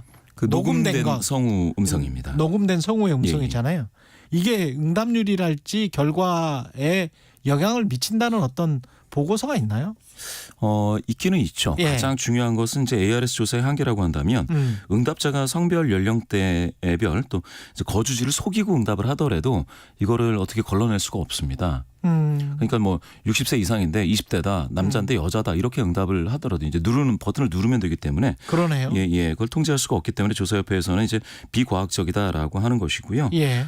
그렇게 이제 응답자의 성실성에만 의존하는 것은 과학적 추출이 아니다. 한 5% 내외 누구는 또 한 10% 정도는 이게 좀 속이더라 이렇게 이야기를 하는 거고요. 그런데 사실은 전화면접 조사라고 해가지고 이제 면접원 편향이라는 게 있거든요. 거기도 면접원 편향이 있죠. 뭐 면접원이 사투리를 쓴다든지 흔히 이렇게 되고 어떤 사람들은 이제 그 상황에 따라서 응답자가 이제 심리적인 저항 상태가 있어서 샤이 보스라고 흔히 하는데 솔직하게 응답을 못하는 거죠. 다른 사람이 사람 대 사람으로 응답을 하면 그런 것도 일부 나타날 수가 있습니다. 그래서 이제 정당 같이 좀 크게 조사하는 데는 ARS 조사를 쓰지 않을 수 없고요. 그래서 각 정당은 이 ARS 조사 품질을 상당히 철저히 관리를 하고 있습니다. 근데 아무리 품질을 관리한다고 하더라도 결국은 이게 사실은 그 비용 문제 아닙니까? 돈 문제. ARS를 쓰면 사실은 좀 비용이 떨어지고 전화 면접원을 고용해서 하면 그러면 아무래도 올라가고 비용이. 그래서 그 비용 문제 때문에 발주처인 언론사나 여론조사 기관이 좀 회피하는 측면이 있는 거 아닌가요? 맞습니다. 비용이 이제 3분의 1 수준, 절반 수준이기 때문에요. ARS 조사가 그렇게 이제 저렴한 조사를 찾게 되는데 그런데 이제 정당처럼 자체적으로 상당히 많이 해왔고 그래서 품질 관리할 수 있는 그러한 의뢰자라면 이게 품질 관리가 더 잘 될 수도 있는데요. 그런데 이제 방금 말씀하신 것처럼 일부 언론이라든지 이런 데에서는 저렴한데 더 저렴하게 해라라고 하면 이제 품질이 일부 낮아질 수도 있죠. 그렇죠. 특히 이제 총선이나 지방선거 같은 거 할 때는 이게 굉장히 작은 모집단을 가지고 거기에서 또 표본을 추출해서 해야 되는 거기 때문에 돈이 제대로 하려면 사실은 돈이 들어야 되는 것이고 그냥 대충 하려면 돈이 거의 안 들 수도 있는 것이고 뭐 그런 것 같아요. 예.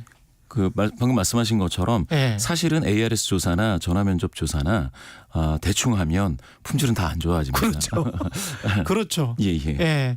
제가 이것 때문에 좀 보니까 미국도 한 4가지 방식으로 하던데 오프라인에서 패널을 한 10,000명 정도 있고 그들에게 퓨 리서치 같은 가장 유명한 여론조사 기관 같은 경우는 뭐 그걸 이제 성별이나 연령 다 나누죠. 지역이나 이런 거 나눈 다음에 10,000명 정도의 오프라인 패널을 가지고 계속 돌리더라고요. 그리고 이제 인터뷰를 하고 난 다음에 돈을 줘요. 지급을 아예 해. 그 응답하는 응답자에게. 그러면 이제 비용이 우리는 이제 상상할 수 없을 정도의 비용이 올라갈 것 같은데 그렇게 해야 좀 정확한 응답이 나오는 거 아닐까요? 뭐 최근 국내에서도 그와 같이 이제 패널을 구축한 후에 그게 이제 패널이 큰 데는 500만 명 또는 이제 SK텔레콤 같은 경우에 1,400만 명에게 이제 문자를 보내서 여론조사를 받게 하고요. 그리고 나서 마찬가지로 말씀 주신 그 어떤 그 리워드 보상을 주죠. 사례를 해주죠. 그만큼 시간을 뺏겼기 때문에 응답자들도 맞습니다. 작으면 뭐 500원서부터 많으면 5,000원까지 한번 응답을 하면 그렇게 받게 됩니다. 근데 이제 그런 것들이 우리는 거의 보이지가 않는단 말이에요. 특히 이제 선거 정치와 관련된 것들은 거의 보이지가 않아요. 그건 왜 그렇습니까? 그래서 이제 업계에서도 그렇고 그리고 여심이 중앙선거여론소심의위원회에서도 그와 같이 사례비를 줄 수 있는 방안을 최근에 좀 논의하고 있습니다. 아 그래요?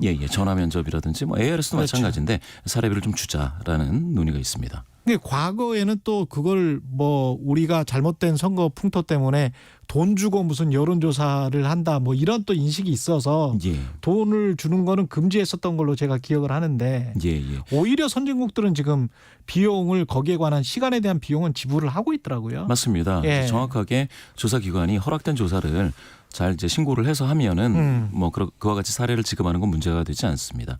다만 이제 공직자가 어떤 그 공직과 관련된 평가를 하는 조사를 할 때에 사례를 주는 것은 여심이가 좀 들여다보고 있습니다. 그렇죠. 그거는 또 바이어스가 편견이 작용할 수가 있기 때문에 그거는 들여다봐야 될 것 같고요. 여론조사 결과가 지금 하여간 민심을 최대한 반영을 해야 되잖아요. 근데 2016년 미국 대선 이후로 이제 더 사실은 사람들이 의심을 하게 됐지 않습니까? 그때 예. 뭐 거의 99% 힐러리 클린턴이 이긴다라고 했는데 트럼프가 이겨버렸고 그 뭐 거의 선거 막판까지 그런 여론조사 결과가 나왔다가 굉장히 당황스러웠어요. 미국도. 한국 같은 경우도 지금 마찬가지 사례들이 꽤 있는 것이고. 맞습니다. 어떻게 보세요? 이게 진짜 과학적이지 않다라고 생각하시는 분들도 있는 것 같고. 근본적으로. 예, 과학적이지 않은 것은 아니고요. 이것보다 예. 더 과학적이기가 쉽지가 않죠. 예, 사실 전화면접 여론조사가 국민 대표성, 표본의 대표성은 더 좋기 때문에 여론을 더 잘 반영하고 있기는 합니다. 그런데 방금 말씀 주신 것처럼 투표 행동이라고 하는 것은 또 여론과 다를 수가 있습니다. 그렇죠. 그날에 따라서 어떤 정세에 따라서 상당히 많이 달라지죠. 갑작스러운 이슈에 따라서. 맞습니다. 예. 그러한 경우에 ARS 조사가 또 맞추는 경우가 있습니다. 근접하게. 왜냐하면 ARS 조사는 그 고관여자들, 정치 고관여자들을 중심으로 해서 추출을 하기 때문에 예. 이분들이 앞서서 투표를 하고 나머지 중도 성향이신 분들이나 관여도가 좀 떨어지신 분들이 거기에 이제 같이 호응하는 형태로 투표를 하게 된다면 ARS 조사가 또 맞는 경우가 있거든요. 그러니까 아까 지적하신 것처럼 응답자의 어떤 정직성은 분명히 문제가 될 수가 있지만 예. 그거는 한 5% 정도 나온다는 거죠. 맞습니다. 예. 그거를 근데 이제 각 여론조사 기관마다 정성 분석이라고 해가지고 이렇게 나왔는데 우리가 볼 때는 가중치를 좀 달리 준다고 하잖아요. 예, 그게 예. 각 여론조사 기관만의 어떤 고유한 어떤 특징인 것 같은데 그 가중치는 어떻게 하는 거예요? 그러니까 통계적인 의미에서의 가중치 부여는 예. 그 선거법상 사실은 표본이 구성되어 있는 모수치를 반영해서 국민의 구성비와 맞춰야 되기 때문에 그거는 통계적인 가중치는 손댈 수가 없고요. 손댈 수가 없고. 예, 그런데 해석을 할 때 이번에는 뭐 이런 쪽으로 더 될 것이다라고 하는 것은 전문가의 몫입니다. 그거는 정성적인 분석인 예, 것이고. 그렇습니다. 예. 알겠습니다. 요 확실히 뭐 딱 맞는 일치하는 뭐 이런 거는 그래도 기대할 수는 없죠. 그 숫자가 딱 일치할 것이다. 예, 예. 이런 과학은 아니잖아요, 사실. 출구조사가 아니면 예. 여론조사로 그 투표의 결과, 예. 그 개표 결과와 완전히 일치하는 건 있을 수가 없죠. 그렇죠. 예. 그래서 아까 그 플러스 마이너스 3.1이라고 우리가 보통 이야기를 하는데 예. 6.2라고 말씀하시는 그 오차 범위가 예, 예. 생각해 보면 엄청 큰 거거든요. 그렇죠. 그 대부분은 다 그 안에 들어가 있거든. 그렇습니다. 근데 이제 이렇게 됐으니 뭐 3% 이겼으니 아마 이거 이길 거야. 이렇게 생각하면 전혀 아니거든요. 맞습니다. 오차 범위 내에 있는 거기 때문에. 예, 정확하게 보셨습니다. 예. 예. 그거를 좀 언론이 강조를 많이 해 주셔야 될 것 같아요. 예. 누가 이겼다 졌다. 그렇게 해석하시면 절대 안 됩니다. 한 3, 4% 가지고는. 예, 여기까지 듣겠습니다. 김봉신 메타보이스 이사였습니다. 고맙습니다. 감사합니다.